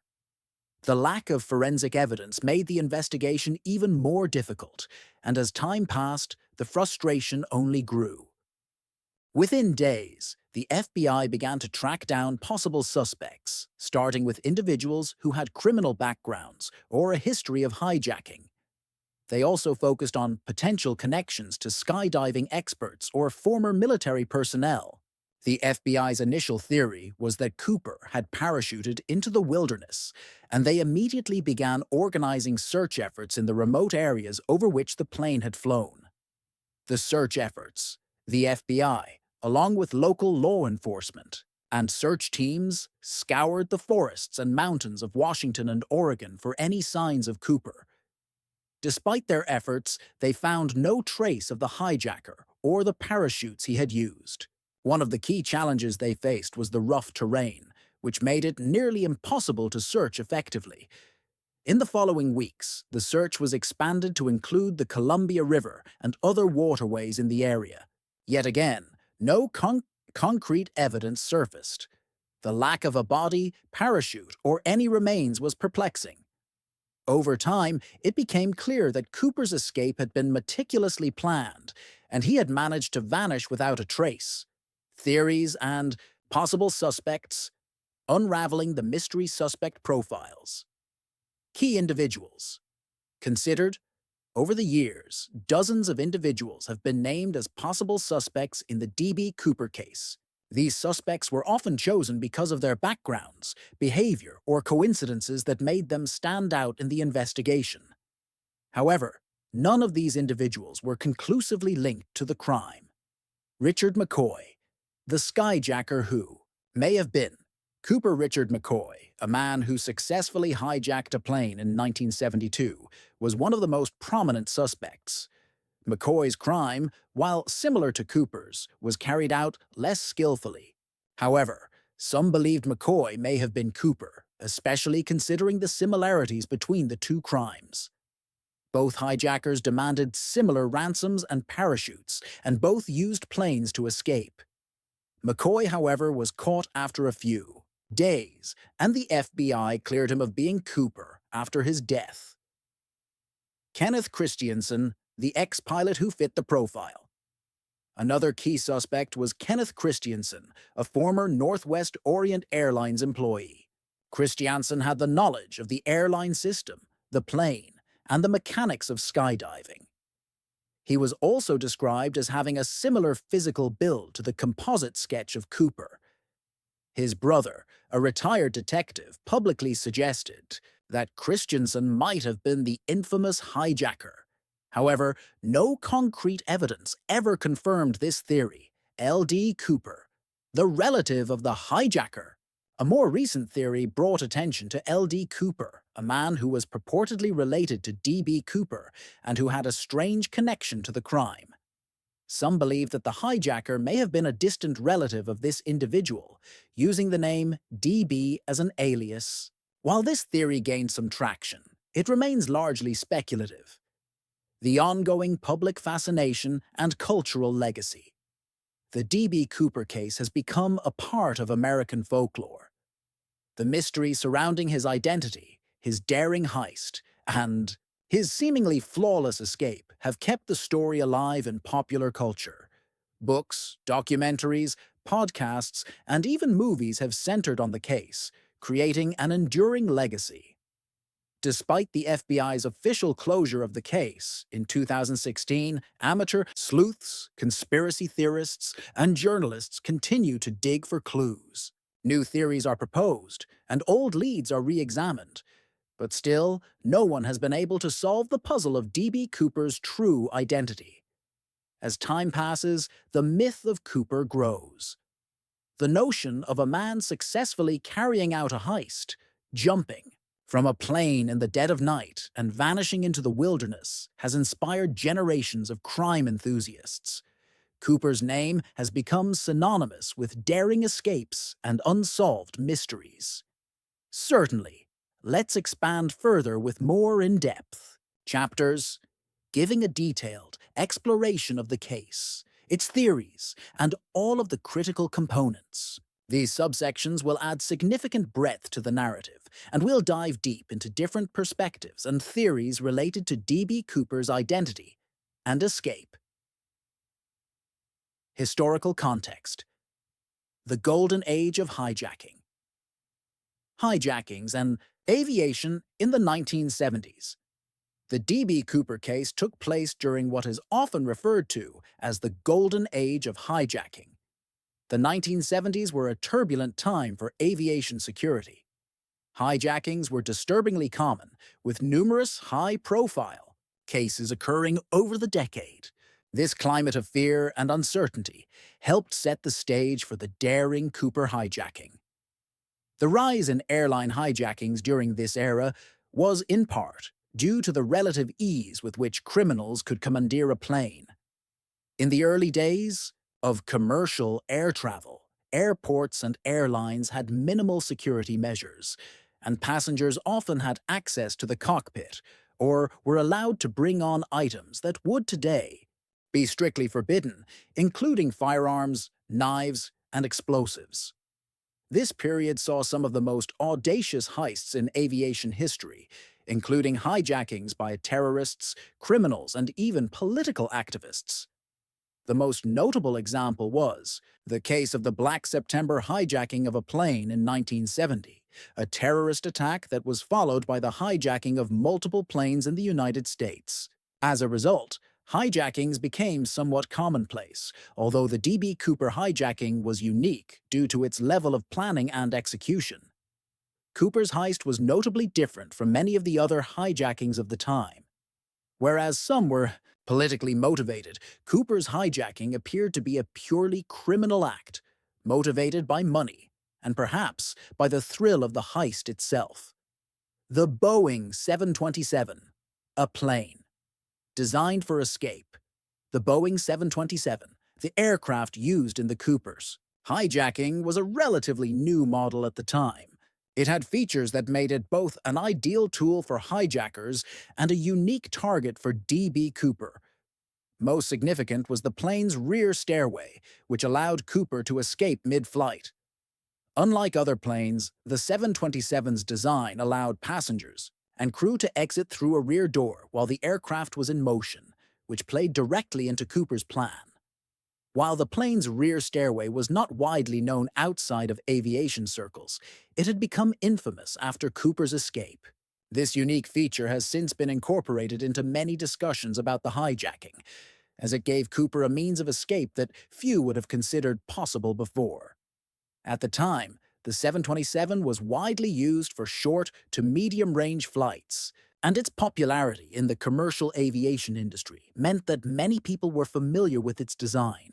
Cooper's precise knowledge of this plane's systems suggests that he might have had a background in aviation or a deep understanding of how commercial planes worked. The ransom. A deliberate financial request. The money. A specific demand. For Cash DBB, Cooper's demand for $200,000 was specific, and it reflects a precise understanding of what he needed for his escape. The $200,000 was requested in unmarked $20 bills.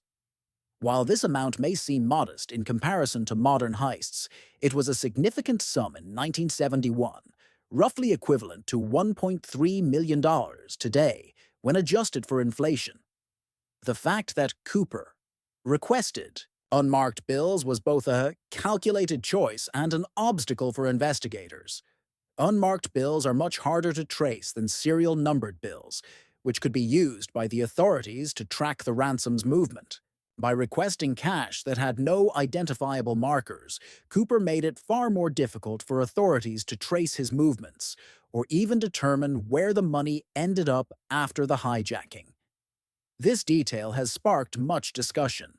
Some believe that Cooper's careful planning was meant to avoid being caught at any cost.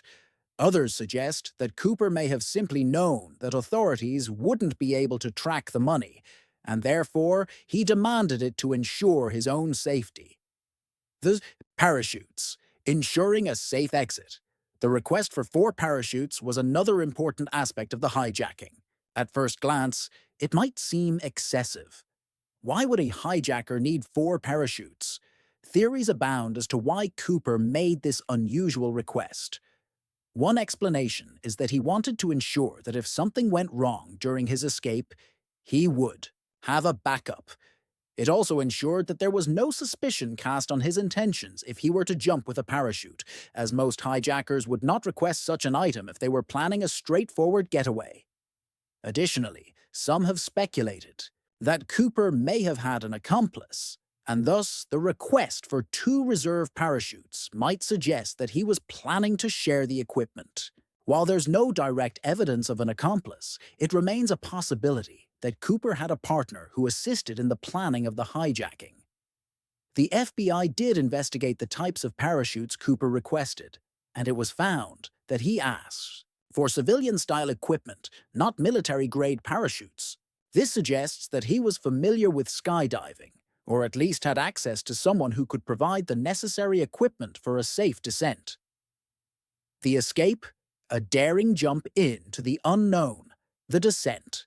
The physics of Cooper's escape. The most fascinating and mysterious part of the D.B. Cooper case was, without a doubt, the actual jump. Cooper exited the plane at night, somewhere between Portland and Seattle, with no visible signs of struggle or failure.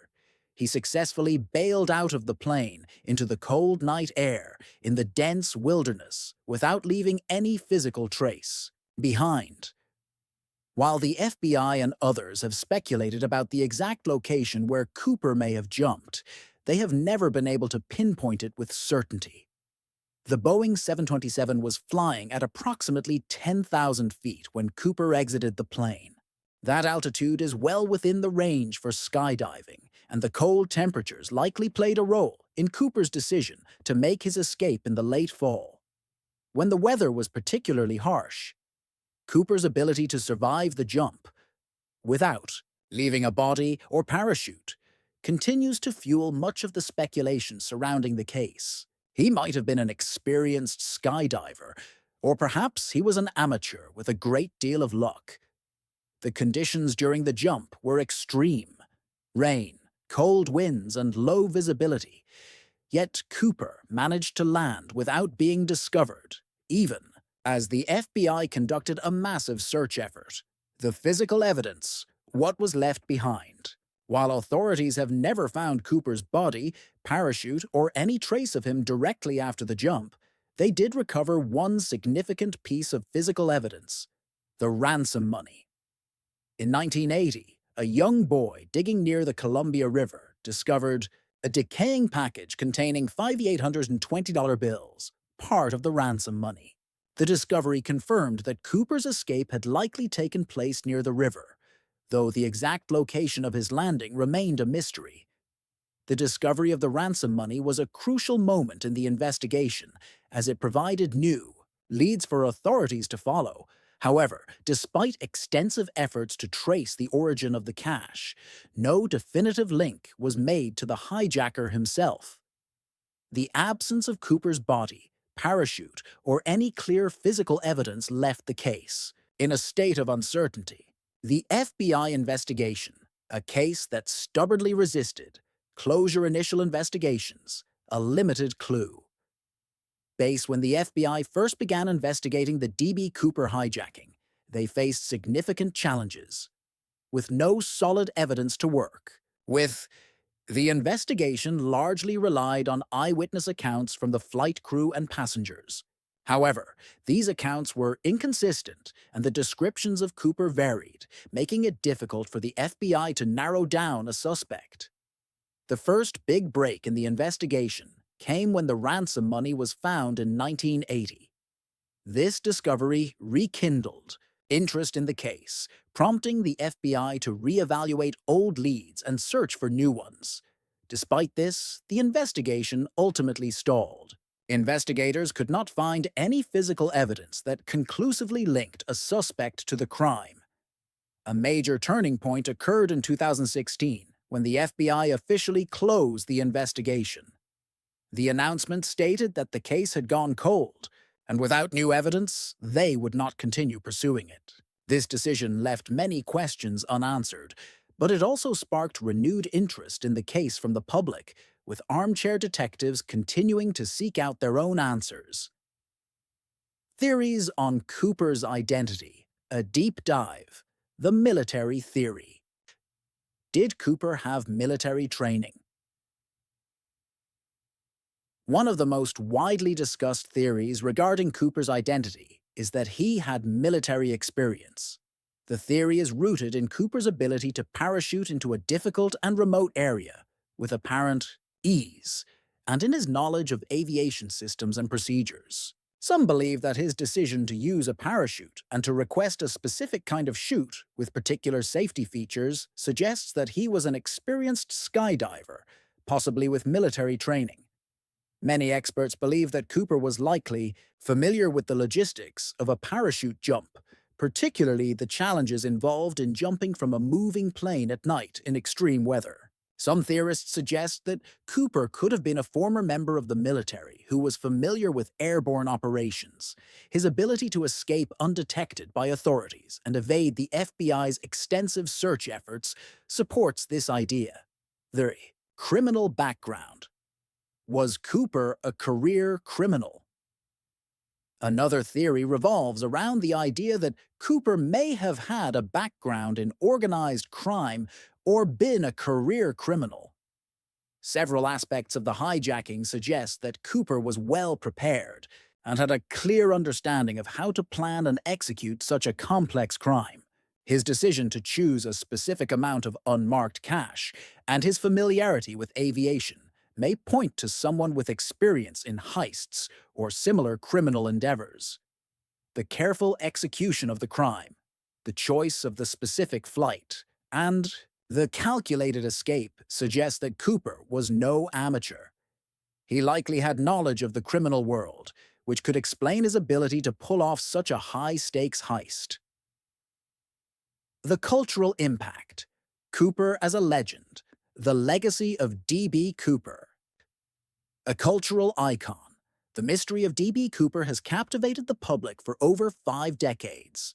His daring hijacking, successful escape, and the enduring mystery of his identity have made him an icon of criminal folklore. Over time, Cooper's case has inspired countless books, documentaries, movies, and even a popular podcast. He has become a symbol of defiance, a man who executed a perfect crime and vanished into the night. The image of D.B. Cooper, calm, calculated, and elusive, has shaped the public's perception of him as a criminal mastermind, one whose identity will forever remain a mystery.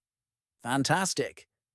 Let's dive even deeper. We can explore further aspects of the D.B. Cooper case by expanding on the theories, the cultural impact, the psychology behind Cooper's actions, the broader historical context, and how various investigations unfolded. By including even more details, we'll give the story a richer texture and create a more comprehensive narrative. The FBI's methodology, a new approach to investigation, the early days. An investigation based on limited information. From the moment the plane touched down in Seattle, the FBI was thrust into a high-stakes investigation that seemed almost impossible to solve. In the early days of the investigation, the agency had little to work with. The suspect's appearance was vague, and there were no clear leads to follow. Witness statements from the flight crew and passengers varied in their descriptions, and no one on the plane had seen Cooper's face clearly, which made it even more difficult to track down potential suspects.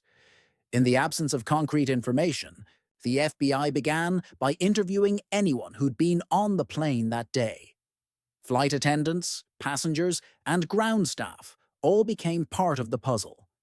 Despite all these interviews, the only piece of useful evidence was the note Cooper had passed to the flight attendant. Though the note had given the FBI a glimpse into Cooper's mindset, his clear demands and knowledge of how to handle such situations, the lack of physical evidence left the agency with little more than a few hunches. A limited scope. The X. Early FBI theory. In the early stages of the investigation, the FBI followed a fairly standard procedure for investigating hijackings. They began by looking for potential suspects with backgrounds in criminal activity, particularly those with previous hijacking offenses or knowledge of skydiving and aviation. The agency also investigated the possibility that Cooper could have been a disgruntled former airline employee, which would have explained his familiarity with the aircraft. Additionally, the FBI hypothesized that Cooper may have had military training. After all, his ability to survive a nighttime jump with no visible signs of failure suggested that he had some experience in airborne operations. The investigation's early theory revolved around these possibilities, but it quickly became clear that the case would be far more complicated than anyone had imagined.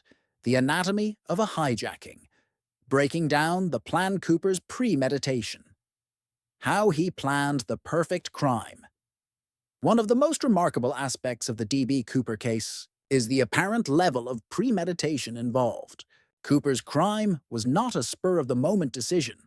It was meticulously planned. His knowledge of the plane, the parachutes, and even the amount of ransom he requested indicates that he was not a common criminal, but someone who understood how to execute a heist with precision. It's been suggested that Cooper likely spent time studying the logistics of the Boeing 727, as well as the safety procedures of the airline. His demands for unmarked bills were not random. They were specifically chosen to avoid easy traceability. The choice of parachutes was similarly strategic, ensuring that Cooper had the best chance of surviving the jump. Even the selection of the flight was deliberate. Northwest Orient Flight 305 was a regular service between Portland and Seattle, which would have been familiar to Cooper. It also took place at night, giving him the cover of darkness and over an area of dense forest, which was ideal for a successful getaway. The jump. Cooper's escape in detail. Let's take a closer look at the physics of Cooper's jump from the Boeing 727. Cooper's decision to open the rear stairwell door and leap out of the aircraft is still one of the most debated elements of the case. The rear stairway was a unique feature of the 727 and would have made it easier for Cooper to escape undetected, but jumping from a moving aircraft at 10,000 feet was a perilous endeavor. The temperature at that altitude would have been well below freezing, and the winds were likely to have been strong and turbulent. Despite these harsh conditions, Cooper executed the jump without any visible complications.